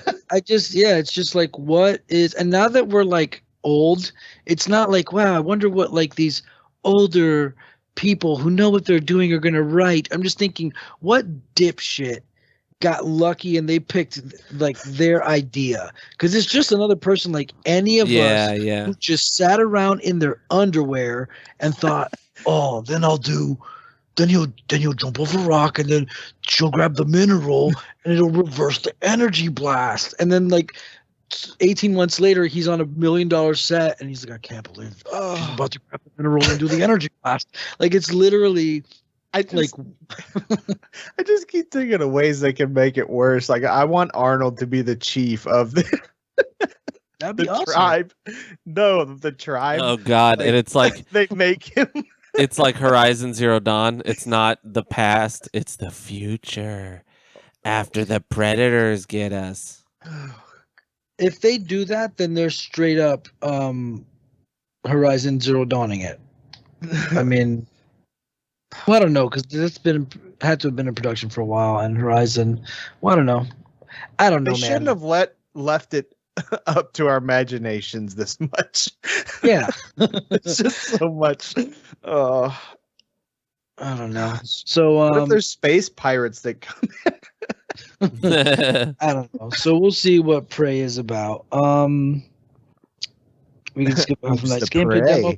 That's going to be an actual topic. So Dead Space Remake got an official release date, January 27th, 2023. So that's actually pretty close, which is pretty cool. For anybody who didn't play Dead Space, this will be a neat it'll be a neat game right here. You've never very cool. I've never played it. So I was at my stepbrother's or my half brother's one time. Wait, and did you get stuck on a part? Did you get stuck in the dryer? Wait, what? Were you at your stepbrother's house and got stuck in the dryer? Maybe. He said, "What's going on, stepbro? I'm stuck in this game." Yeah, I'd never played it. He was stuck, and he's like, "Hey, you want to try this spot?" And had me like get through it for him. Nice. So there was 3 of them, and they kind of fell off. 1 was really good. 2 was supposed to be really good, and 3 got kind of fucking stupid, I believe. I believe there was a 3rd. Yeah. They're cool. They're horror games. The first one is like super scary, and it's the Ishimura. A lot of people hear that name a lot. That's the name of the ship. It's got some Event Horizon vibes to it. So yeah, it's a remake. So we'll see if they're remaking it 1-to-1 or if they're gonna do what all these other remakes do and kind of revamp it. Yeah, which is super cool, man. I believe it'll be a pretty quality game. I don't know who's making it, I forgot who made that game. Wasn't it Capcom? No, that's you're thinking the game that it looks like later on, Lost Planet. Oh, maybe. Because by the time that Dead Space 3 and Lost Planet 3 came out, it says they both kind of looked like EA made it. You're right. Crazy. And it says they're going back and doing it too, so that's cool. All right, cool. So yeah, it was a good game when it came out, so hopefully they do good. Well, we did get that Gotham Knights gameplay demo. I did watch it. If you guys want to talk about it real quick, because you. Well, yeah, that's like main topic. Oh, let's do that. Yeah, that's that along with the PlayStation is the main topic. Yu-Gi-Oh! Officially bans smelly players at tournaments. So, official ruling from now, meaning there are officials being appointed at these Yu-Gi-Oh! Tournaments. I believe they also did this in Smash. Literally now, if you smell bad, you're getting booted from tournaments. And now, I know it's funny, right? Nerds are fucking smelly, stinky.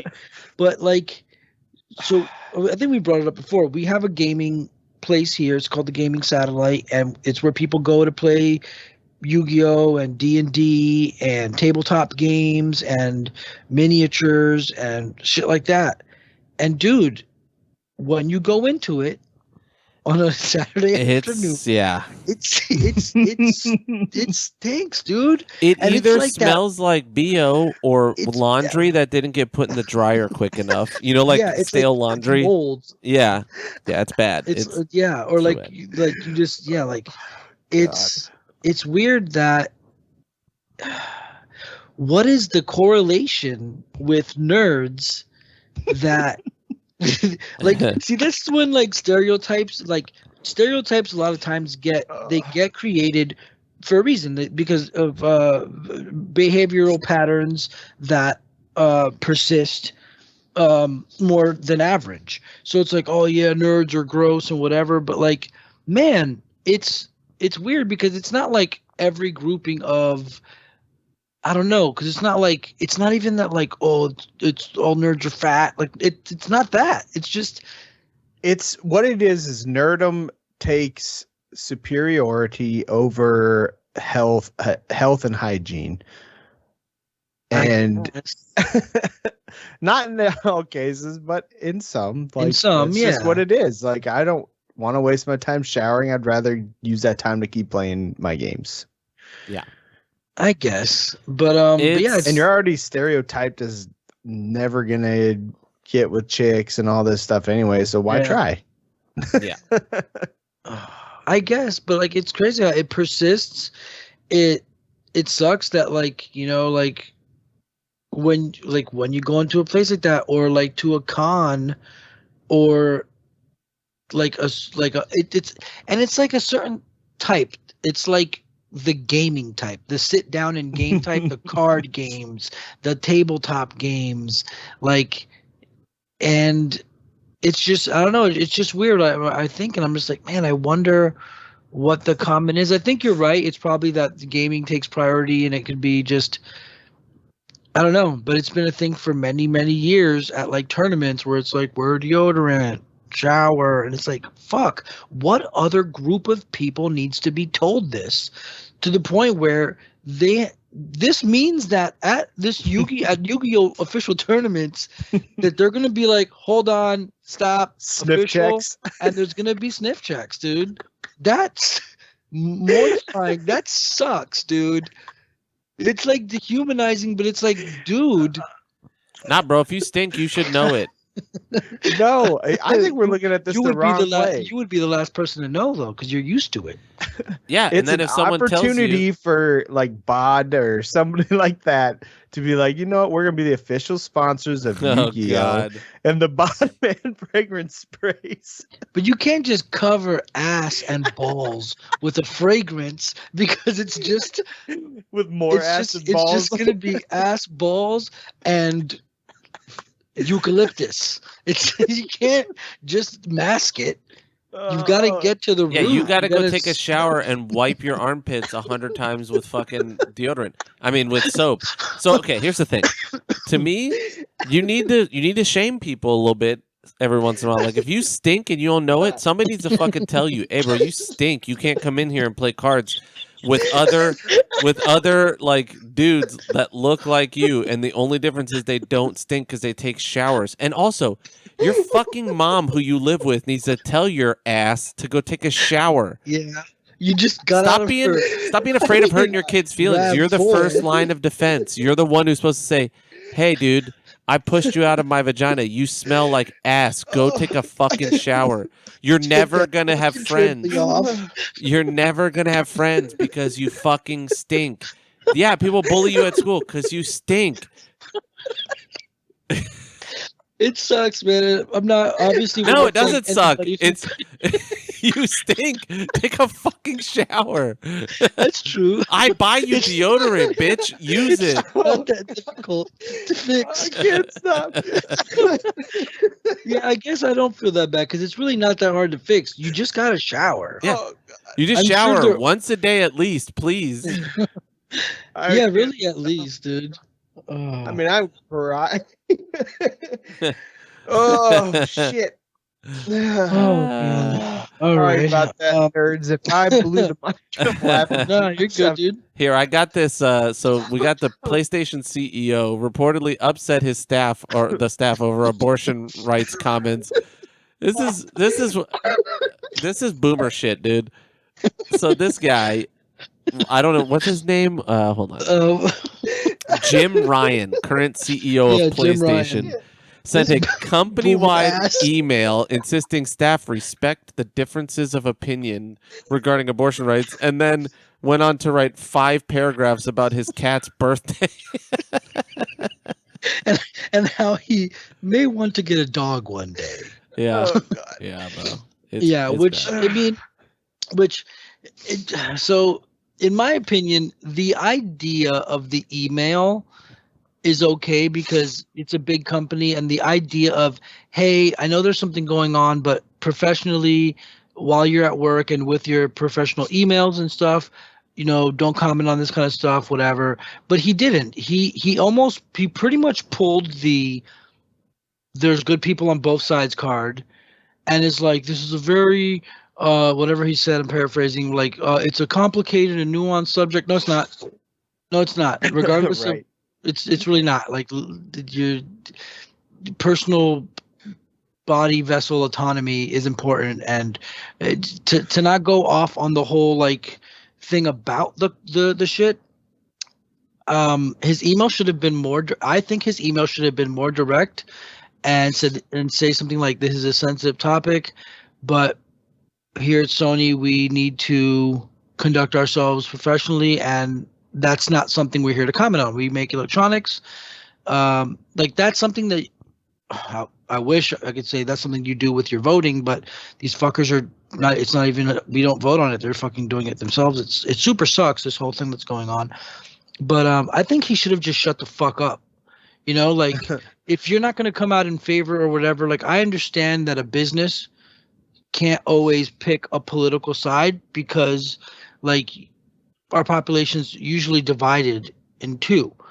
It's like when journalists will try to gotcha a politician or a famous person with like a question, and sometimes those people don't want to answer. Like I would imagine that like if you have a general product that is just meant for everybody, if somebody asks you the right or the wrong question, depending on your answer, you've just alienated 50% of the population who would buy your product based on something you didn't even want to talk about. So I think he should have just shut the fuck up. It was a business email, so it wasn't like it was a statement he put out. But yeah, I think he's a dummy. I think his whole thing with the cats was him just trying to buffer everybody because everybody loves cats, I guess, and think that he was going to win them over with cats.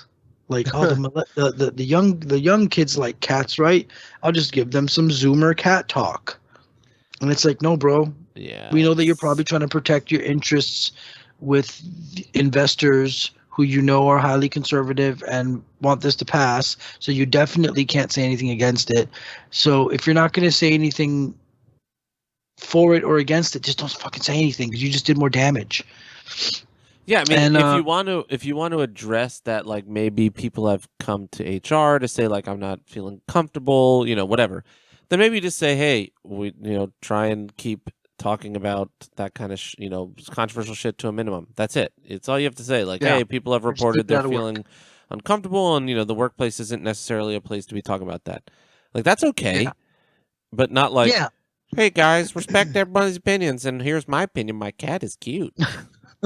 Yeah, exactly. Because it sucks because there are going to be different opinions on this, and one of those opinions is wrong. People should be left to the devices for their own bodies, whatever. We get it, but like the idea of like, well, then that means that this is a tough one. Kind of like you don't necessarily have to respect everyone's opinion. You can give people the respect of not verbally attacking her like, I hate you, fuck you. But like that's why like in a professional setting, it's just better to don't address it. And then maybe if your boss say, hey, this is something like this is inappropriate for work, or I don't know, because it's hard to say because it's like, well, then what are you going to do? Isolate a whole, like, what are you going to do? Say that you fucking hate anybody who thinks this way? Well, kind of sometimes with certain things, like, I don't know.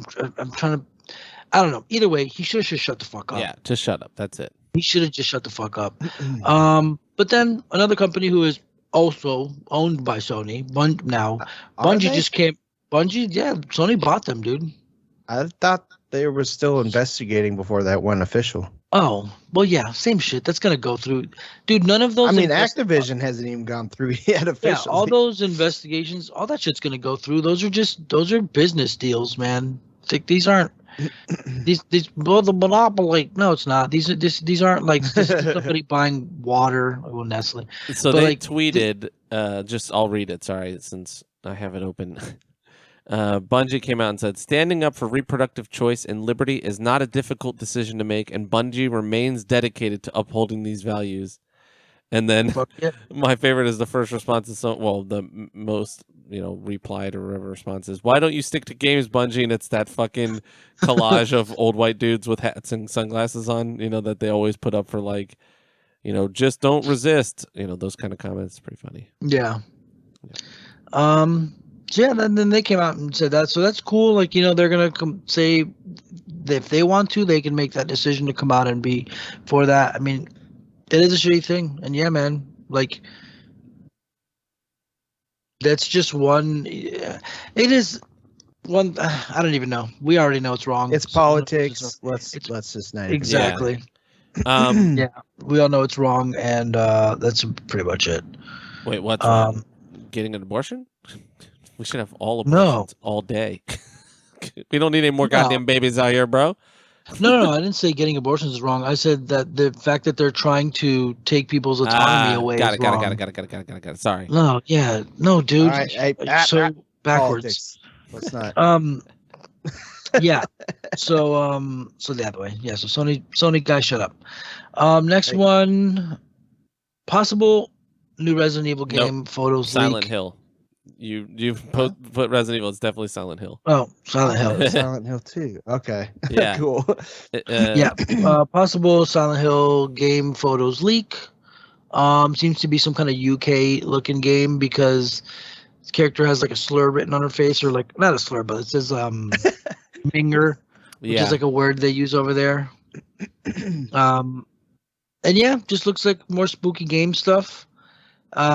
Cool, I guess. It's cool to see Konami doing stuff. Konami is kind of supposed to be in the shadows right now, making big moves that they're going to eventually unveil a whole bunch of shit. Supposedly, we're going to get Castlevania, Metal Gear, Silent Hill. So this might be Silent Hill that we're seeing. Well, there's also so it's rumors of remakes and a new game, correct?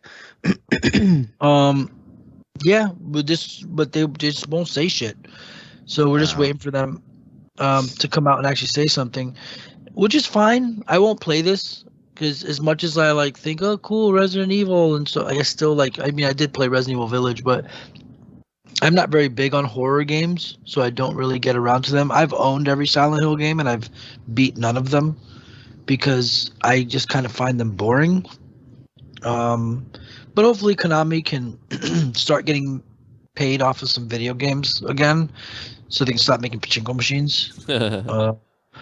So we'll see. I don't really care about Silent Hill, so it's whatever. Another cool news: Sega is planning a big kind of resurgence thing. They're starting out this whole big remake and remaster kind of campaign they're doing.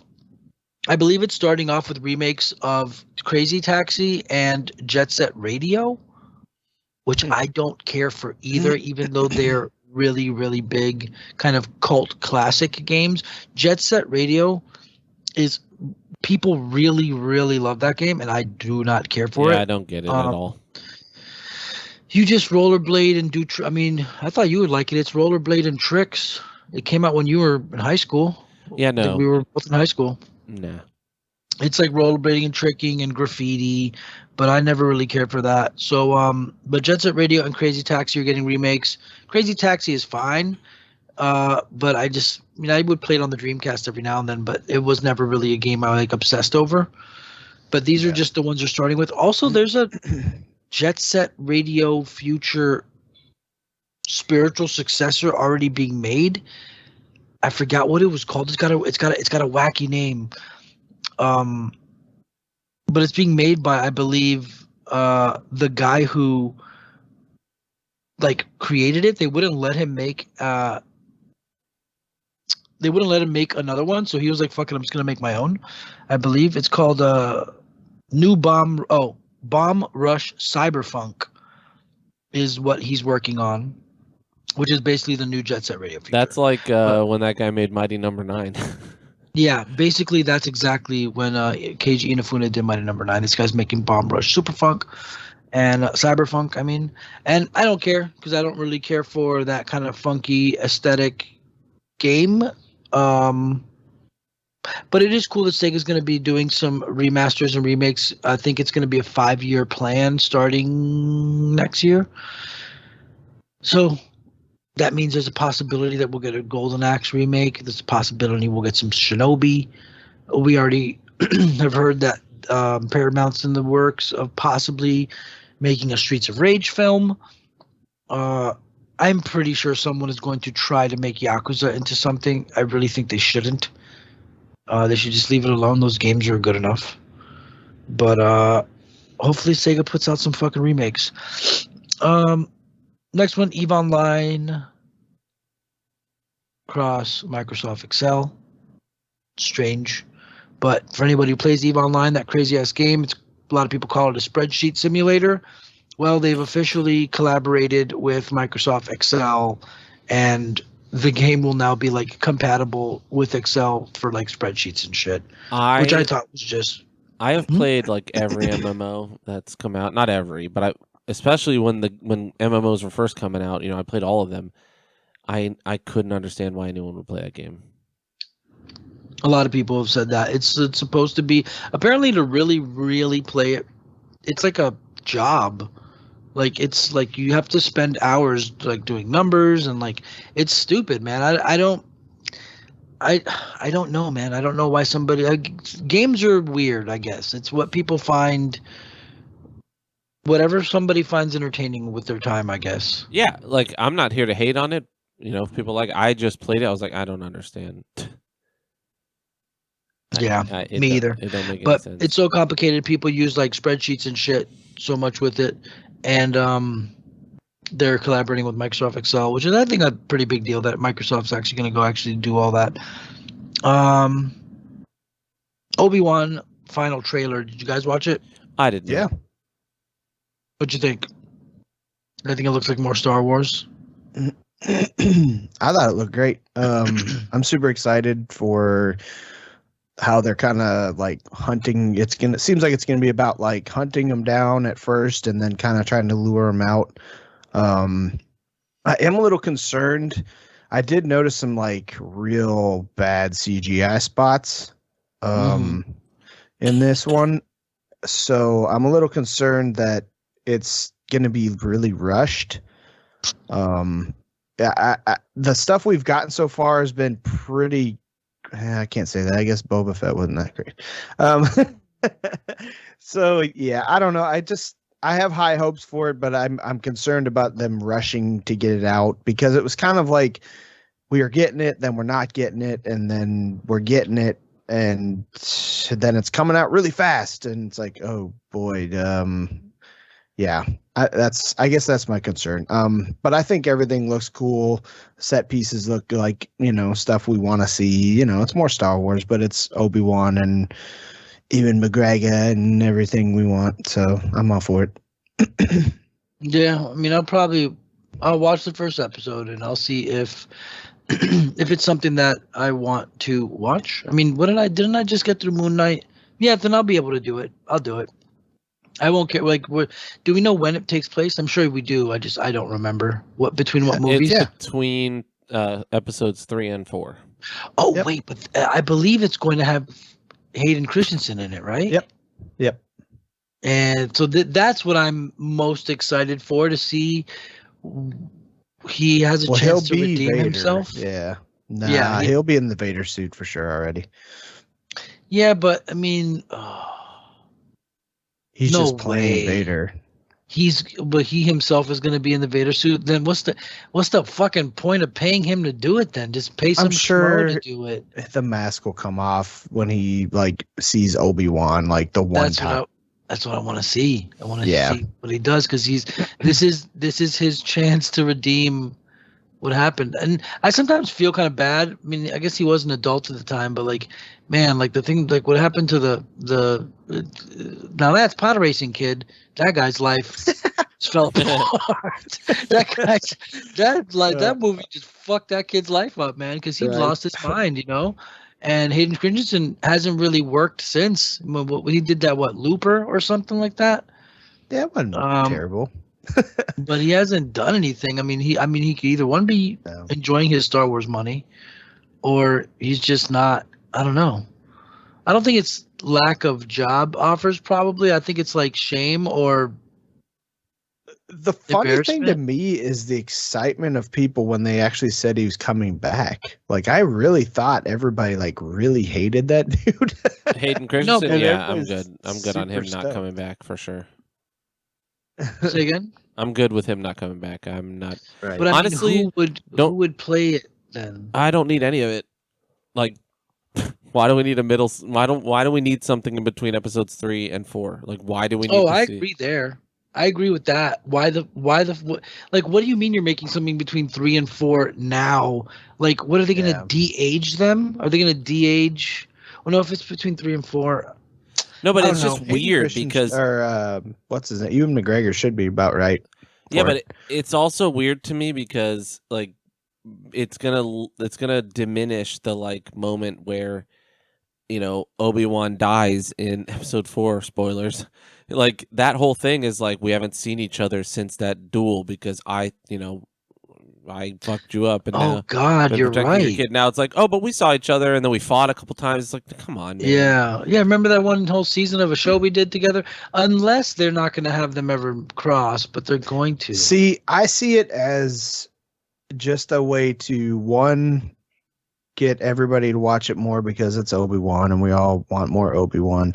And 2, I really wouldn't be surprised if Ahsoka doesn't show up at some point to set up that series that's coming out. But it's weird because she'll be too old to be in younger. This. Yeah, they'd have to de-age Rosario. No. But you got to remember, Mandalorian is in between Jedi and but she's just painted. Awakens. You know what I mean? That's true. I don't know. You're not gonna be able to notice the aging much. Yeah, I don't know. But I mean, it's Disney. They got the de-aging down. See, I'm cool with an Ahsoka series and stuff. I just don't like them filling in blanks that didn't need filling in. I liked Rogue One enough. Yeah. You know what I mean? So it's I liked that, but I didn't need it, and I don't think it's a good movie. I just don't think it needed to happen, and it doesn't really add anything to anything because They're It really like, doesn't. it's from a fucking throwaway line like, many people died to get these plans, you know? And then it's like, Right. oh, let's show those Let's people. make a movie. It's like, Let's why? make a whole movie. You know what would after be that. cool? Make a fucking Star Wars movie that has nothing to do with a Death Star or fucking Darth Vader or, I mean, fuck it. We don't even need Jedi and Sith. They can exist. Like, Mando's cool in that way, other than Grogu's kind of, obviously Force sensitive. But, like, it's not all about, like, Sith and Jedi. And blah, blah, blah. It's like, no, these guys, this is a guy that's a bounty hunter and he fucking finds a kid, right? Like, we could have whole series that are just on a fucking planet somewhere completely separate from everything, We don't need all this, like, everything's tied to Luke Skywalker. It's like, that wasn't the point. That wasn't the point of any of Star Wars until you made it the point. Right. Well, that might Pretty be much. the path of Mandalorian, though, too. I think they may drift. They're trying to get Ahsoka and make it more about Mando a little bit. I understand they tease Luke and everything, I think, to, like, give us the time frame a little bit more. And I was all for it. I think they did it tastefully. I don't think they've, like, oversaturated it with Luke being in there. And it gave us, like, the Vader scene we got from Rogue One, only of Luke doing it, which was kind of a cool little thing. But I don't know. I guess for me, like, I like watching Star Wars stuff, so I definitely will take what I can get. I'm more concerned, I guess, with the future of, like, if they're gonna try to redo 7, 8, 9 and dump those movies, because there's just rumors always flying around of that. And or like try to save it by doing a 10, 11, 12. I don't know. I'm over they it. need to take a break, but I just don't know how they would do it. I mean, no, I don't think they're gonna remake 7, 8, and 9. The rumor is they're gonna scrap it completely and just not even have that. No, they fucked it up. They never will. They can't. If they were gonna do that, they would have done it with 1, 2, and 3. Episodes 1, 2, 3. Like, those were already hated, and then they were like, let's one up it. And like, I don't know which are worse, honestly. I mean, I don't know what's the worst of the series. It might even be Rise of Skywalker, but fucking episode 2 is real bad. It's rough. I've said this already on the pod, but at this point I'm out. Like, I'll watch the TV stuff if it's good, but like, I don't really care. I used to be a big fan, and then there's more bad Star Wars than there is good now. Like, in terms of just purely movies, there's way more bad than there is good. There's 2 great movies, and I guess Rogue One's pretty good, but like, mainline, there's 2 great ones, and then there's fucking 1 okay or 2 okay ones, and then 4 or 5 real bad ones, depending on what you like. The Solo. What I mean is mainline, right? Like, just like the episode 1, 2, 3, 4, 5, 6, and then 7, 8, 9, right? So you've got episode 4, New Hope, Return of the Jedi, amazing, right? I'm sorry, Empire Strikes Back, amazing. Return of the Jedi's, it's got some goofy shit in it, but it's all right. And then you've got episodes 1, 2, 3, they're all trash. I mean, if you ask me, in my humble opinion, right? Bad.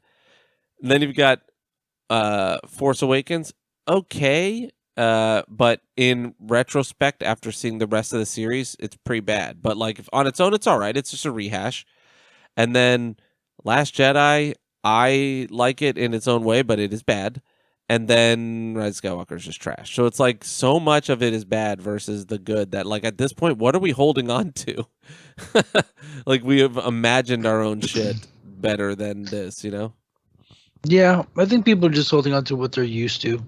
There's the memories of when they liked it and shit like that. Like, I don't know. I'm holding on to Jon Favreau and The Mandalorian. That's it. Yeah, Dave Filoni's supposedly great. I didn't watch any of Clone Wars, but Jon Favreau's been doing good. Though, I mean, Book of Boba Fett started out pretty trash and then went full Mando and was good. Like, but it wasn't bad at all. Like, it was just that nobody cares about the main character that much. Like, once you realize that, he was a nothing burger in the original series and he just looked cool, and now he doesn't look cool, so now we don't care. Like, he's like, a bad cosplay guy trying to be Boba Fett, and it's like, no, it doesn't look good, and that's all we had before. Now he's a ninja fighter because he was a Tusken Raider. Like, I don't know. It's all Mandalorian. They just need to stick to that. It's new-ish story with, an interesting enough character, and he's not like OP or anything. Like, he struggles, and Grogu is cute as hell, and it's great.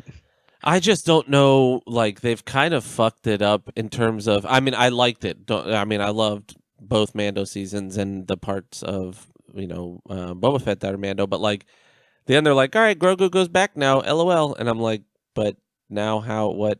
How? Where did he go? Like, he's like, now we've been into Force Awakens universe. Timeline. He would be like a teenager-ish, or he'd be like an older Force user. So. The Force awakened after Grogu already had the Force, after the Empire killed all the I don't know anymore.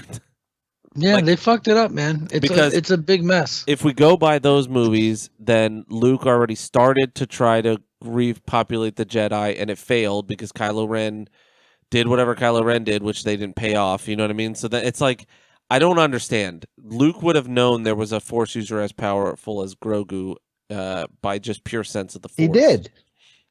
Oh yeah, that's why he showed up. But then he let him leave. I don't understand it. Gave him the choice. He saw the attachment, was worried about what had happened to his dad, and so he gave him the choice. He didn't want to waste his time training then wouldn't somebody the Sith come after him? Which we might see. What I mean is, like, where is he in the other movies? Right. Sorry, I forgot that he kind of trained him or whatever. Yeah, but I don't know. I did not like the de-aging of Luke. Like, I get it in some way, but they should have just cast someone that looked enough like Luke and just. I thought it looked really good, and it reminds me of the Boba shit Fett. in later Marvel movies when they stopped making physical Iron Man suits, and it's just like a weird, floaty, kind of shittily attached head. So they, the end of Mando 2, I thought it looked rough, but in Boba Fett, they got a guy that looks very much so like Mark Hamill, and then did a little CGI over it. And I thought it actually looked really good. They did a good job of like making sure when he was talking, they didn't really put the camera on his face too. That's smart. Where it's noticeable. Yeah, it gets goofy. I mean, it wasn't horrible. I don't like de-aging. I don't think it's ready yet. Right. I don't think we're there. But I don't know. I'm just a hater. I'm just over Star Wars. I think that's fair. Getting oversaturated times a million. Yeah, for sure. So yeah, we'll see. We'll see what the fuck happens. And then there was also a trailer for Multiversus, which is the Warner Brothers, I believe, right? It's their game, right? Yeah. Yep. Warner Brothers Studios, gaming studios, or whatever the hell it's called. So whatever. It's just another trailer for their Smash competitor. It looks like Fortnite renditions of all the characters. Yeah. It's super funny to me. I'm probably gonna try it, to be honest, just so I can have Batman for sure. beat the shit out of like Scrooby Doo and all that shit. Yeah, for sure. I'll definitely try it because it'll be free. But the fact that it's just going to be another Smash game, it's not trying to be a dick and be like, oh, fucking Smash. But I don't really particularly like those games. Last week I tried Brawlhalla because I wanted to try some Street Fighter characters out. The new ones aren't out yet, but there was Ryu, Chun, and Akuma in there. It's not Akuma. And I just don't really like that kind of gameplay. Yeah. That really jumpy, fucky, just knocking people off. Like, I get it. It's more of a party game type thing, and I get that there is a place for it, but it's just not the type of game I like. So I'm sure I will try this game, but I won't care for it. Good thing it's free to play. Even though I'm pretty sure they are going to do some predatory shit. 100%. Somehow. Free to play equals Predator no matter what for me, except for very rare cases. And even they are pretty predatory. Like you look at Apex, it's pretty good about it, but any of the costumes are fucking dumb pricing, you know? Like Yeah. you can play the game for free and I get every champion for free basically because I have all, you know, like I don't even play all that much, but I tend to have enough to buy the next character. So with the red stuff, you know? But then you start looking at fucking costumes and skins and it's $40 for a skin, $25 for a skin. I'm like, what the fuck? What are we doing? Really? Like, That's a lot. $25 for a skin? It's usually like a pack where you get a skin for a person, a gun, and then like a thing to open or something. yeah. But yeah, they're high, but again, you don't have to get them. It's true. And you get a bunch of packs and stuff. So like that's why I say their Game Pass deal is way better than most of the other ones. Yeah, it almost tricked me this time again. Because we were playing and I'm like, maybe I'll get it. It's got some skins in it. But then I was like, no, I'm not paying $10. I'm not doing it because I never finish it, so I don't ever get enough to pay for it again. Yeah. I can't do it. I've paid enough money for it now, and now they've got enough out of me. But it's one of the ones. A lot of hours out of me, so it's one of the ones that I think is actually better. Like it's the rare, you know, like I said, some rare cases. I think League does okay because you can basically play the whole game for free. I mean, I would say Apex is better than League because you can't get the characters in League though without money, right? No, you basically you can. You get enough over time, but it takes forever. So I would say Apex gives you more characters to start than League does because League is like free weekly ones and you get like 5 regular ones that you get forever. So it's not enough, but you can at least play the whole. You know, you can play the game, whatever. But it's always bad. It's always fucking bad. So I can't do it. I can't. Anytime someone's like free to play, like especially before release, I'm like, nope, I'm out. I can't. I'm not gonna do it. You're not getting my money. Yeah. Sometimes I look at the free to play list on the PSN store, and you can just tell what free to play games just look like. Yeah. And I don't know, haven't found one that I liked yet. So sometimes fighting games will do it, but you know they'll just give you like 1 or 2 characters, and that's fine. I think that's okay, but I don't know. A lot of people are wanting Street Fighter 6 to be a free to play game, and I'm just like, please don't do that. please do not. Like, just charge me full price and give me a real game. I'm sure they'll let you pay for it. Yeah, but still, when you free to play something, you ruin it. Even if you have like, oh well, you can pay to unlock the shit. There's still gonna be weird little kind of, what are they like? I don't know. Like they kind of did it in Street Fighter 5 a little bit, but they did it in a good way where you could earn fight money like currency by playing the game predominantly online. You couldn't really earn much playing solo, but you could use that currency to buy characters that would cost real money. So you effectively with Street Fighter 5, you could just play it and never have to spend $1 on it, but you would have to play a fuck ton of that game. It would be a lot, hundreds of hours to make any actual money. But yeah, so I think that's the news. Here's my phone. So Gotham Knight put out a 12-minute gameplay video of Nightwing and Red Hood, and I don't know. So James, what did you think about it?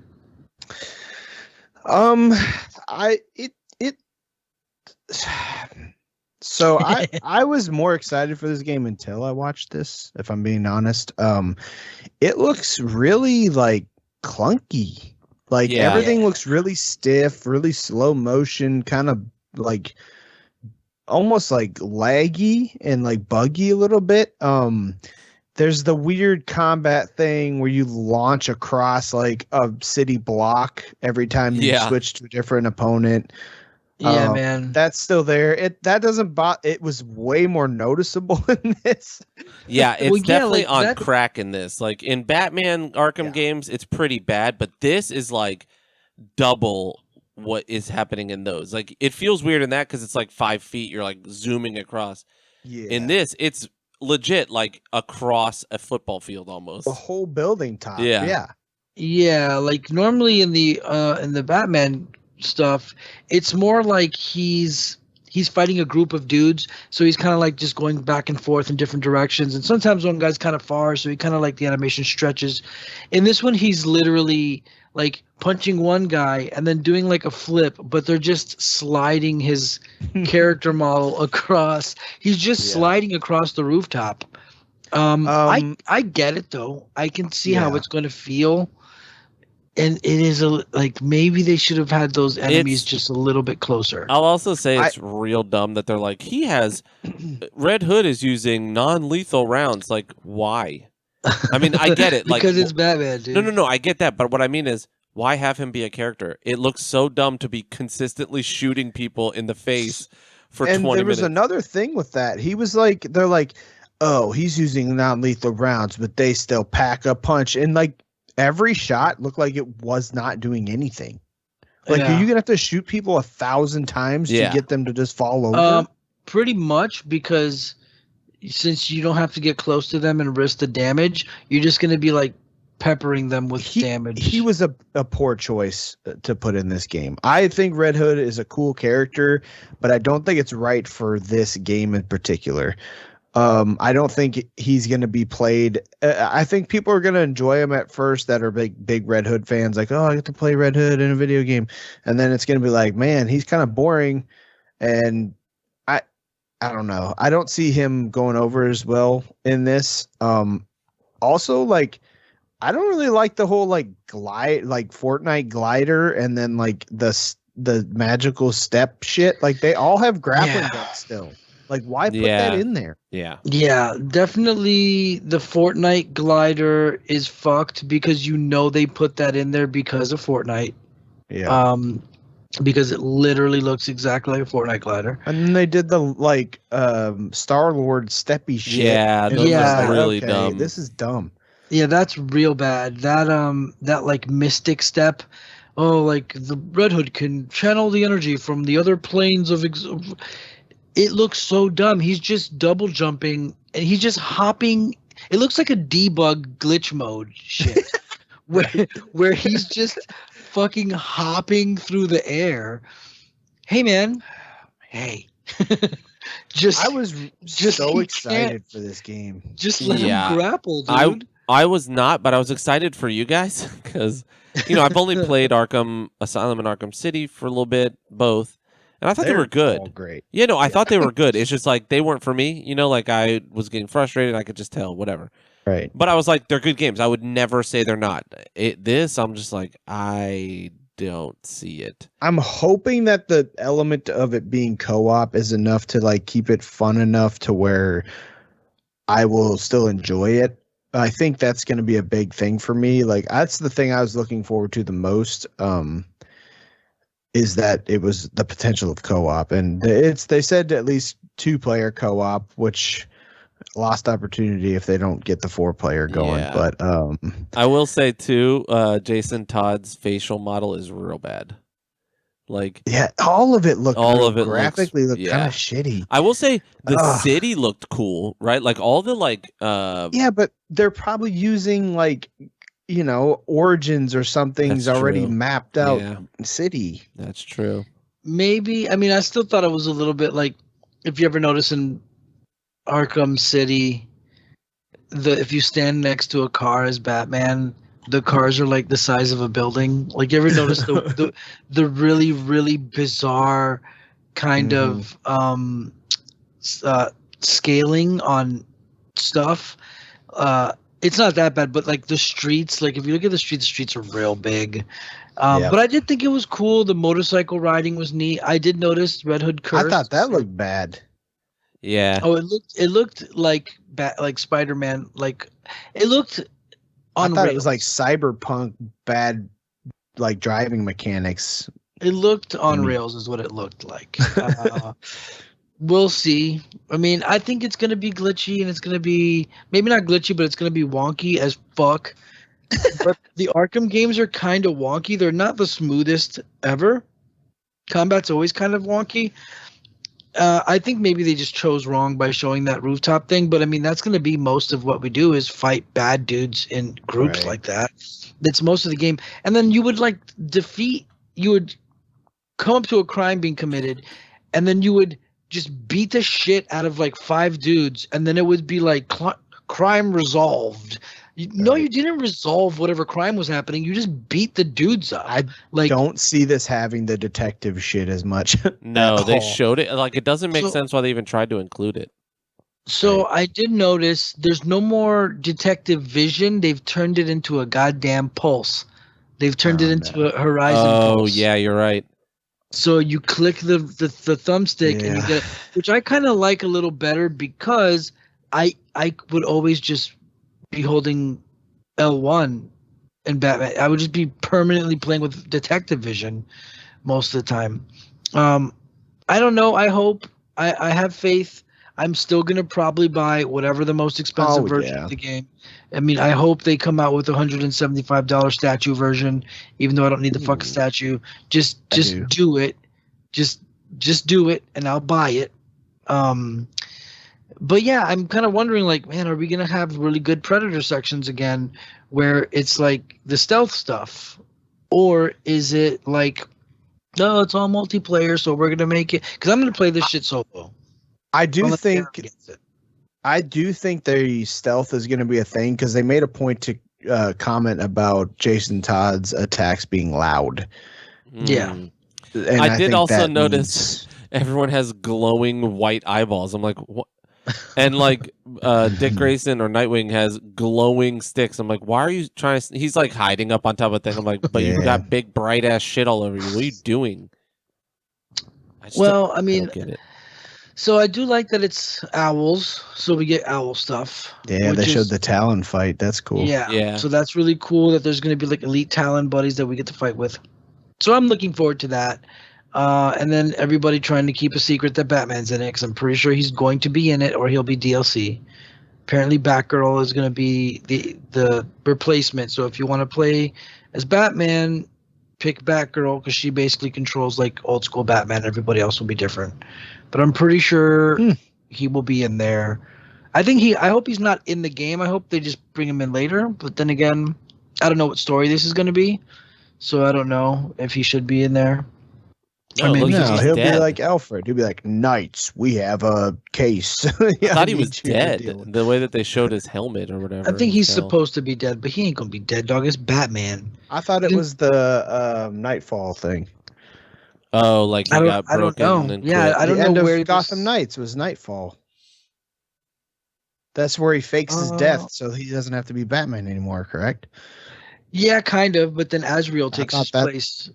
Yeah, I thought that's all this was picking up after. Is basically after. Nights. Could be. I thought this was going to be Gotham some Knight. I thought this was like No Man's Land type shit, but I don't know. Yeah, I don't know what story this is going to be, but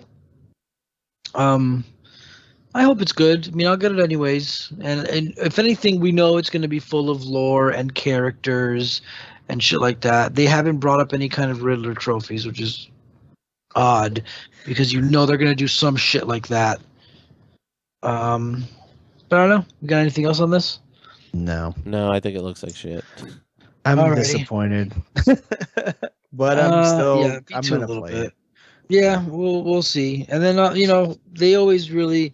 they usually pack a lot of content with these games. So hopefully, I mean, if anything, like Arkham Knight, I don't know if we can expect There's something. quite a bit of time still too.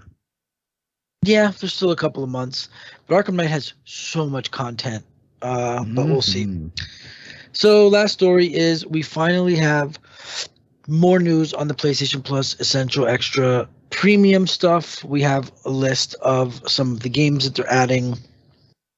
So I think we're looking at a good thing now. So obviously the Essential is just the PlayStation Plus, the online stuff, the cloud storage, some extra features, and then the 2 to 4 games a month you get, whatever. And then there's the premium, these extra and the premium list of games. We finally got lists of games that we're going to be getting, and I personally think it's pretty awesome. We're getting some pretty good stuff. I'm just trying to make sure to see where this is. This is for the extra and premium. So I don't know the delineation between the two. I think the premium is where you get the PS1 stuff, which is unnecessary. But it's not that big of a topic. It's just a list of some stuff, games that I'll call out that are going to be on this. I think it's definitely going to be worth it to get the extra tier. I would say the premium tier, yeah, because you're paying basically the cost of 2 games, and unless you're somebody like me or like some of us who or like us who buy a lot of games and pretty much have every game you want, for the cost of 2 games, you're going to have an essential fucking PlayStation collection, because it's going to have like Bloodborne, Days Gone, Death Stranding, Director's Cut, PS5, Demon Souls PS5, Destruction All Stars, Ghost of Tsushima PS5, God of War, Horizon Zero Dawn, Infamous, both Infamous joints, Spider-Man and Miles Morales, Returnal. I'm skipping a bunch of shit like Shadow of the Colossus and Last Guardian, Last of Us Remastered, Last of Us Left Behind, all the Uncharted games, Until Dawn. Like, we're right there. You're already seeing a lot of pretty ridiculous games on there, like Days Gone, Death Stranding, Demon Souls, Ghost of Tsushima, the Spider-Mans, God of War. That's already Returnal. That's pretty awesome. I just feel like a lot of it, though, if you have a PS5 or have had a PS4 at any point, you already have them. Like, because what else were you playing? Like, what else were you playing? Oh, tons of shit. RPGs, fighting games, like sports people. Like, there's a lot of people who didn't go out and buy Death Stranding or, like, I don't know. Everybody has Spider-Man. Not everybody has Demon Souls. Not everybody has... Everybody has Spider-Man.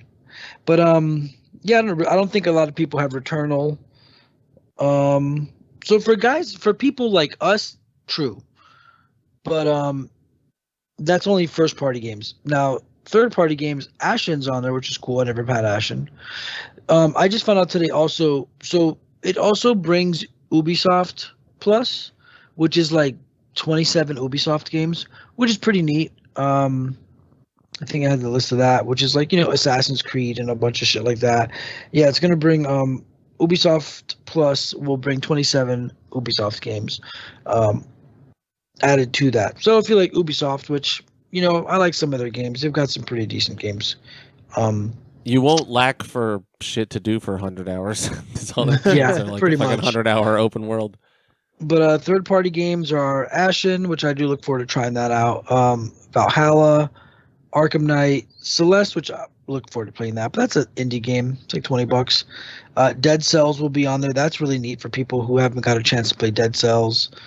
Control, Final Fantasy 15 Royal Edition, For Honor, which is a really cool game, but hard to get into. Hollow Knight, Guardians of the Galaxy's on that list, which is pretty neat. I haven't gotten a chance to play that yet, so now I don't have to buy it. So Guardians of the Galaxy's there. Mortal Kombat 11, super premium ass game. Naruto Ultimate Ninja Storm 4, which is pretty cool for weeb ass weebs, because Ultimate Ninja Storm 4 is pretty awesome. Like, it plays pretty awesome. Those games are good. Outer Wilds, which is another interesting one that I haven't played but have been wanting to try but don't want to buy it. Yeah, no, it's not. I played it, and it's like, it's one of those non-combat exploration games. Oh, then I'm thinking of the other Outers, whatever. You're thinking of Outer Worlds. Yeah. So negate that. NBA 2K22, which is good for normies and people who like sports. Red Dead 2 is on there, and I am one of the only people on the planet who does not have that, and who's never played it other than 5 minutes at your house once. So I'm happy I didn't buy it recently, because I will eventually get to it. Resident Evil, which I believe is 7, Soul Calibur 6, the 2 South Park games, The Crew 2, and The Division, which I don't really care for those. It's The Division 1. That's the weirdest one. Yeah, why would that be there? I feel like giving away Destiny 1, like, what? Yeah. I don't know, it's weird. I think Destiny 1's free. That's free to play, I believe. But you know what I'm saying? I was just saying it's like giving away the old version of the game. Yeah, definitely. And then for the PS1 classics, there's nothing really on there that's crazy, too crazy yet. Ape Escape, that's pretty neat. Hot Shots Golf, that's also pretty neat. Intelligent Cube, that's also pretty neat. I had that. These are more nostalgia games, though. I don't think these are really important for people. Like, I have nostalgia for these because I was playing them back in 1997. Oddly, I never played Jumping Flash, so I can finally play that for once. Never seen it. Siphon Filter, Superstardust Portable, which is a PSP game. Mr. Driller, which is terrible. Tekken 2, which is neat or whatever. I mean, I do remember countless hours playing Tekken 2, but to be honest, these PS1 games, they're PS1 games, man. There's no reason to play these unless they put trophy support. They're going to be aged like a motherfucker.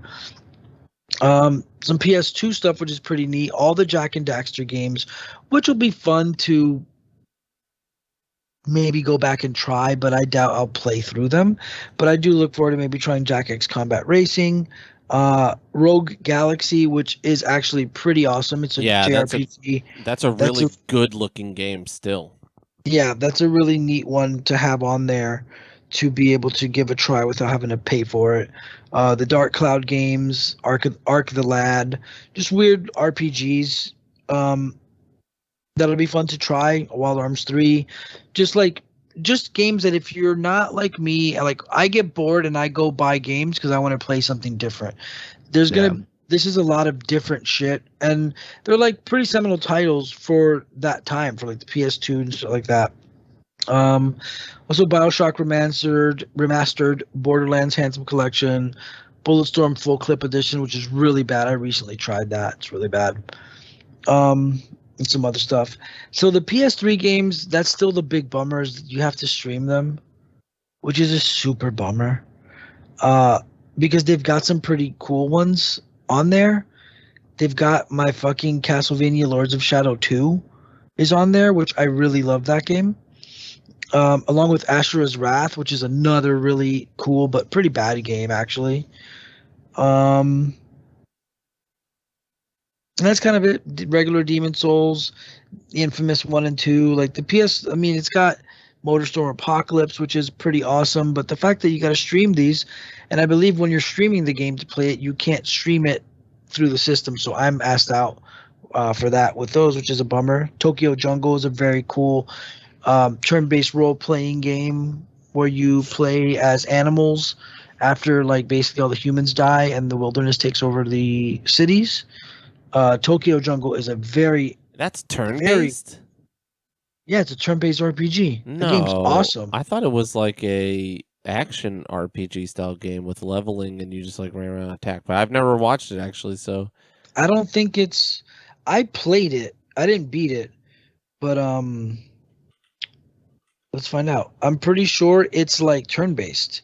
Tokyo Jungle. I'm looking up video right now. Yeah. So I remember playing it, and so like the world is a big mess, and there's like overgrown cities. I just remember you could be like a little Pomeranian dog.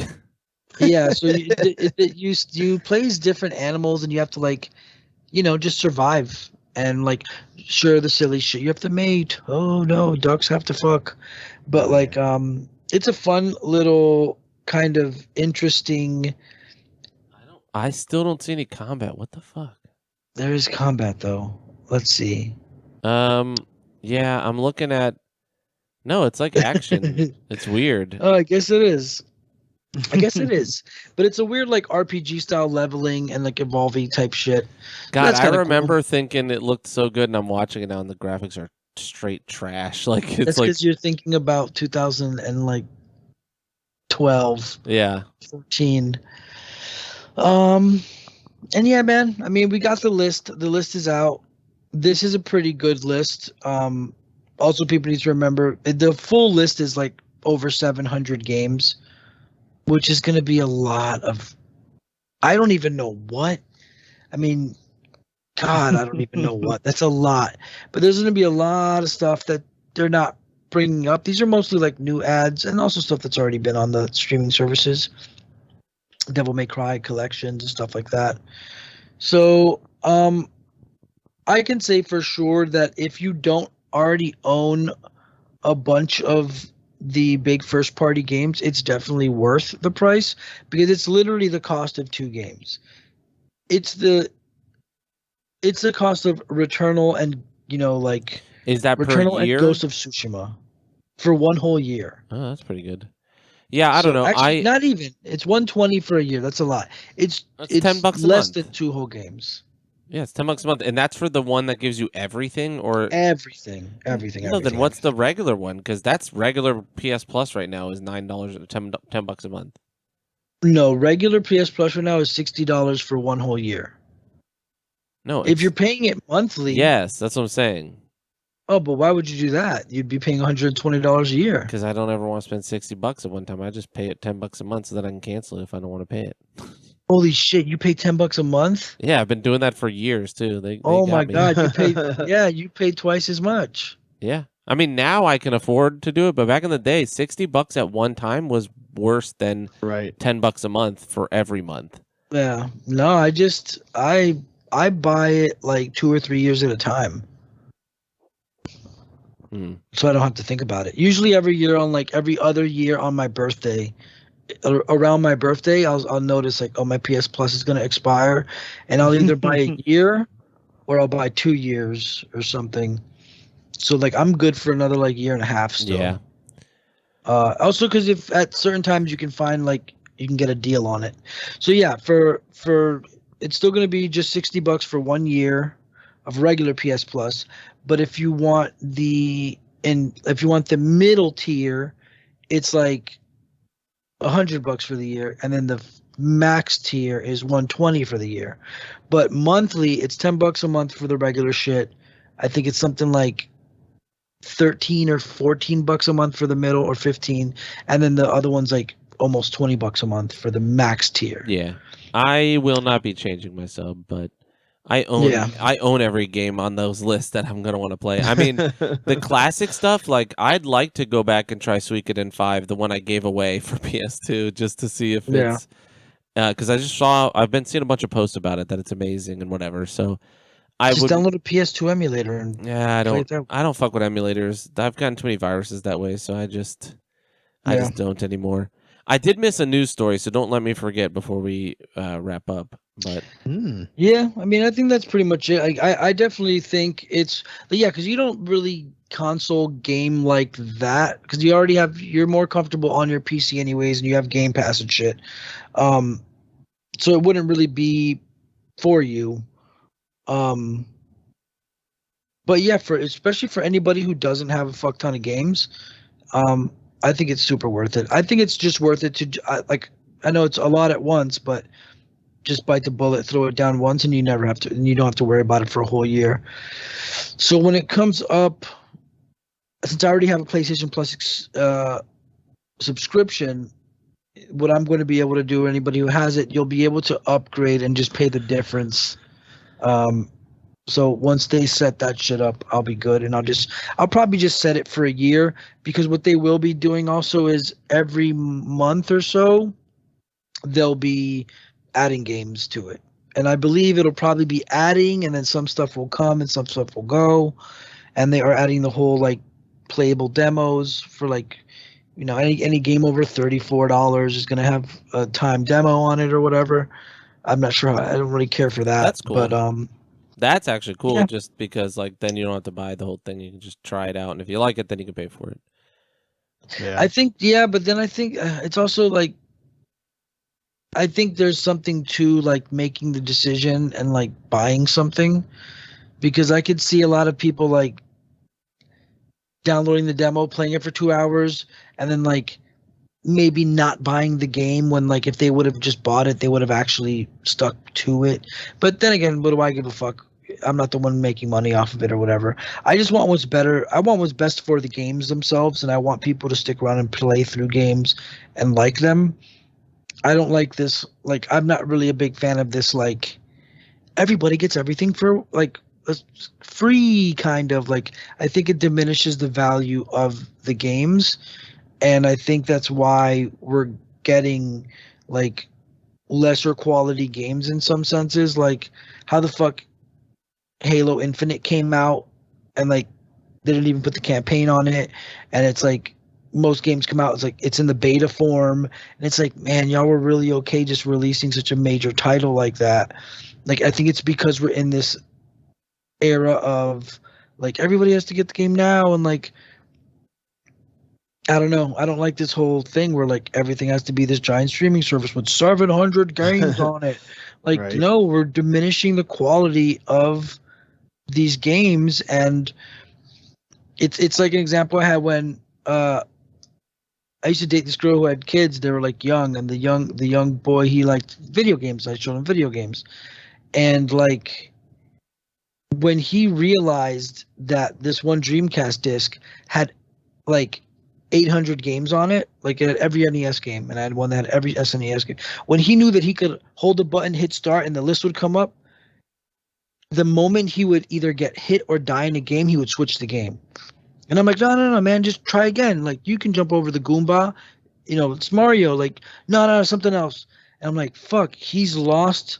Like, when I was a kid and I had Sonic 1, bitch, that's all you had for the summer is the one game. And I'm not saying that, back in my day, like, it's literally what I'm saying. But, like, not saying that every kid has to, like, play one game for the whole summer. But, like, when you get that much variety, it kind of diminishes your ability to appreciate what you have. And that's what I think this whole kind of thing that's happening is, of like everybody has a streaming service with a million things on it, and like I don't know. And then we get Predator instead of a proper ass movie because Hulu has to make movies too now. But I don't know. I'll still be there. I'll still be buying this shit because there's games on there that I want to play. And also, fuck it, I'm a corporate chill, man. I'm going to support Sony at least once on their Endeavor thing. And that's it. What's the news story? You forgot. Black Mirror's next season is already in Oh, production. yeah, I heard about that. I forgot. I saw that right before. I forgot to write it down. The new Black Mirror. Variety dropped it this morning as like whatever. They can confirm that production is going to be more cinematic in scope, with each installment being treated as an individual film, which is aligned with like the last couple seasons. So yeah, that's how the last. I never finished the last season. I think it was just a little bit much. Like, God, that show is dark, man. And I think that I just was like, oof. After a couple episodes, I don't know how many I had left to watch, but man, those episodes are super dark and they're super heavy. It's a tough show to watch. Sorry, I was reading the article to see if there was anything worth mentioning, but it's just basically that it's coming. Sorry. Yeah. But yeah, it's fucking. It's troubling. Some of those episodes, it's hard. Like you watch one and like in the beginning you're like, "Fuck yeah, this is dope," and then by the end you're like, "Okay, well, life is meaningless, and I'm just gonna." Pretty much. Yeah. It's like that. Like it's like when you watch, fucking 20 years ago, watching like Requiem for a Dream and being like, "Wow, what a great movie," and then you just watch it and you're done and you're just like, you feel dirty. And you feel worse. Yeah. You ever see Requiem, James? Mm-hmm. Don't think so. Requiem for a Dream. It was Marlon Wayans, Jared Leto, Jennifer Connelly, drugs. No, I didn't see that. Really good movie, man. But it's one of those. I think my wife wanted me to watch it, but yeah, it's an incredible film. It really is. But when you're done, it like takes a part of you with it, Yeah. Okay. And it's like the way fucking Black Mirror is, dude. Some of that. Never watched like those some of either. that's you haven't watched those, dog. Those are so good, but like some of them, it hurts, man. Skip season 1, episode 1. It's really dumb. Oh, the pig thing. thing. It's okay. I think it's fine. You know why? Because you already know the whole gimmick of the pig fucker, but like it sets the idea of technology. It's I don't know. I think it's an okay episode. I think I don't need to watch it again, but I don't think I think focusing on the whole pig fucking thing and being like, "Oh, that's fucking stupid," is a little immature. I think if you look beyond it, you can see what the show is trying to say. You can raise your highbrows all you want, brother. I just was like bored. It wasn't even about that. I was just like, I don't care. It didn't hook me. It wasn't techie. It wasn't like dark future. It was just like this guy, politician, like, we want you to do this thing on TV. And that's like even removed from what it was. I was just like, it doesn't intrigue me. I think it would have been a better middle episode of a season rather like you need to get the hooks in. Yeah. You need to get the hooks first. in. It's the first. And so I don't even say don't ever watch it. I'm saying skip it on the first. Like when you start, go for some of the bangers. Like the entire history of you in season 1 is incredible. That episode is fucking insane. Yeah, that episode hurts. Yes, and that's what they should have started with, I think. Like come out the gate. Like, that should be the last one. Yeah, that or I don't know, like what either end on that obviously because that's a banger, but like come out with something of similar quality to get those hooks in. The pig one was just kind of boring. Like I felt at least. Yeah, I feel you. Because you don't see him fuck a pig. It's not even a big deal. It's just like the idea that he's gonna have to do this thing, and like the twist of it all is crazy. But like I was just like the stakes weren't really there for me. I don't know. Yeah, well, I feel you. Yeah, I gotta go back and see the episodes that I never did watch because man, I'm thinking now and remembering some of the episodes and fuck, they're all dark and like heavy, man. They all leave you like sad or like you feel drained when you're done. It's not like sad. It's like that. It's like emotionally devastated. Yeah, it's like you went for a fucking hard run. You're just like, ugh, I can't do anything. We're not gassing it up. Try it, bro. Yeah. it's nuts. But the cool thing is we'll have that and also the more Love and Robots. I don't have a lot of experience. Any of it. I watched I think 1 or 2 of those and they were really cool and I just stopped watching them because I was like, oh, this is cool. I've heard good things. I was like, oh, this is really neat. I should never watch it because it's something I probably would like. It gave me like Animatrix vibes in the sense where it's just anthology shit. It's just random stories of robot-y anime shit. So yeah, I do remember the last Black Mirror I saw was the Miley Cyrus one though, and I was liking it a lot. I didn't finish it, but I liked it. Cool. Well, we have one comment on our Facebook one post, write-in, and we will read it. So. Brian Marshall, good friend of the show, always writes us, great dude, says, so far, I think this is a solid day one lineup, and I do say they're adding a few games regularly. And they do say they're doing that, sorry. My first question is, what are your top 3 to 5 games you would want Sony to add? And then he asks about the new Predator trailer coming out today. Are you guys excited? Or holding back any expectations due to the crappy recent Predator movies? For me, Predator is literally one of my favorite movies of all time, but I personally don't think we've gotten even a decent one since part 2. So I'm very cautiously optimistic with this one, but the fact that the director for 10 Cloverfield Lane is doing this has me intrigued, which is fair. Predator 1's awesome. 2's okay. 2 I loved when I was a kid. Yeah. Predators is great. I mean, it's not great, but Predators was cool. I think that was a thumbs up. And then the last one, the Predator, was pretty bad. It's pretty bad. Yeah, the Predators one with Adrian Brody, I thought was okay. Yeah, I thought that was good. It was passable. Yeah, but it's cool. I don't know. Games to add. I'm pretty bummed that they're gonna put Lords of Shadow 2 on there, but not 1. Which I'm thinking maybe 1 is on there. They just didn't list it because it was on PS Plus 1 and 2. Because the Castlevania Lords of Shadow games are great in my opinion. I really like them. A lot of people didn't like them. I think so. A lot of people did like the first, but the second one is almost universally hated. I like it. I think the stealth sections were stupid, but I would really like the Lords of Shadow games, the first Lords of Shadow. Hopefully it's still on there. And then just more fighting games. I guess there's not really many they would need because I'm pretty sure Super Street Fighter 4 is going to be on there, or Ultra Street Fighter 4 will be on there. I think they might as well throw Street Fighter 5 on here because it's a PlayStation exclusive pretty much. It's on PC though. I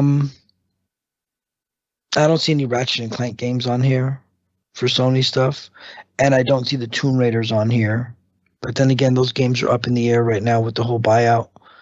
So I'm not really sure, other than I mean, if we can go, I know one that I definitely want. Street Fighter Alpha 3 for the PlayStation 1.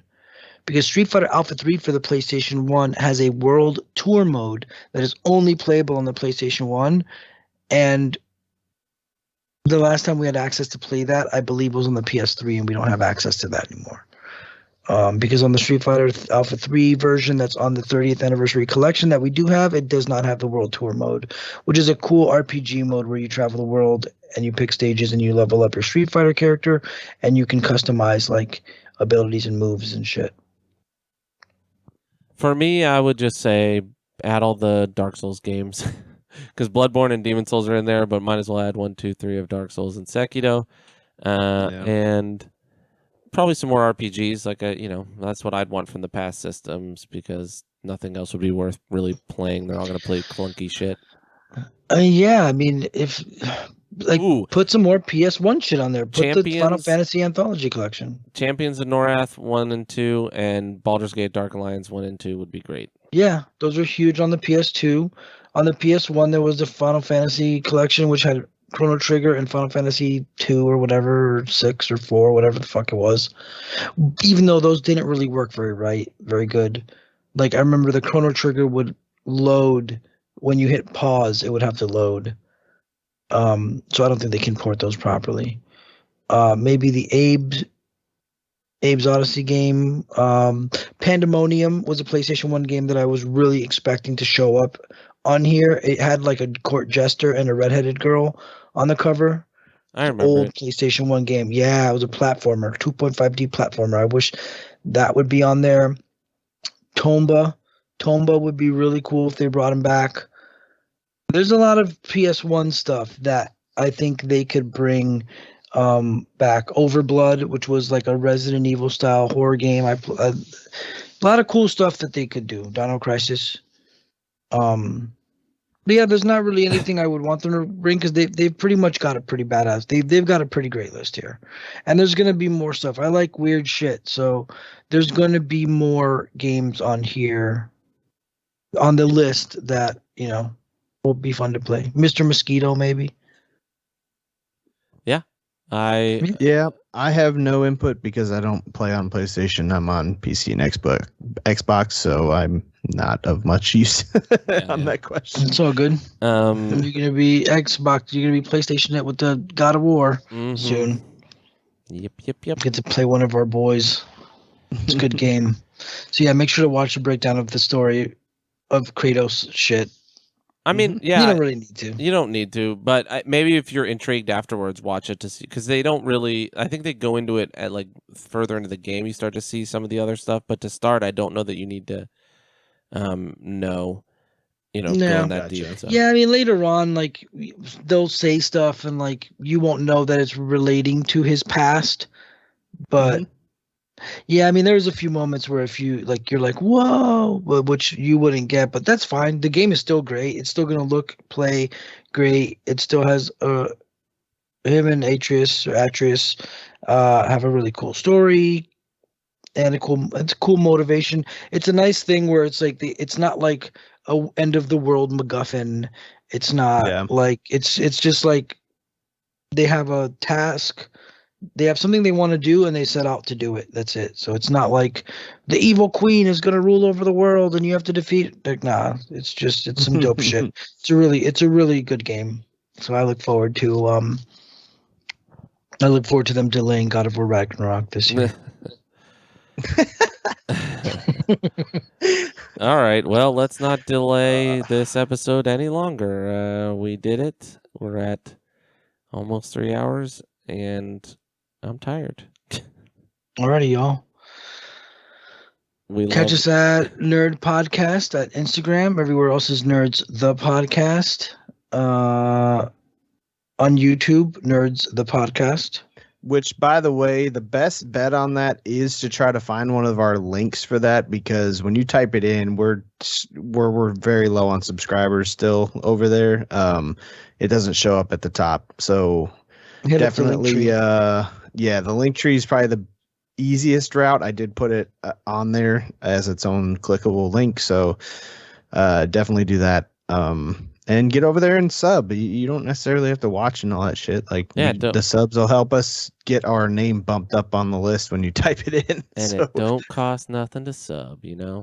Yeah. Well, not on there. Not on there. Keep in mind, Twitch subs cost money. YouTube subs just means a follow. Yeah, it's just a Twitch follow. follows don't. Yeah. Just follow on Twitch. Yeah. Let's have that Prime sub if you don't want it. It's okay. Hell yeah. All right. Well, we love you guys. We'll see you in a week. Alrighty, y'all. Take care of yourselves. Bye.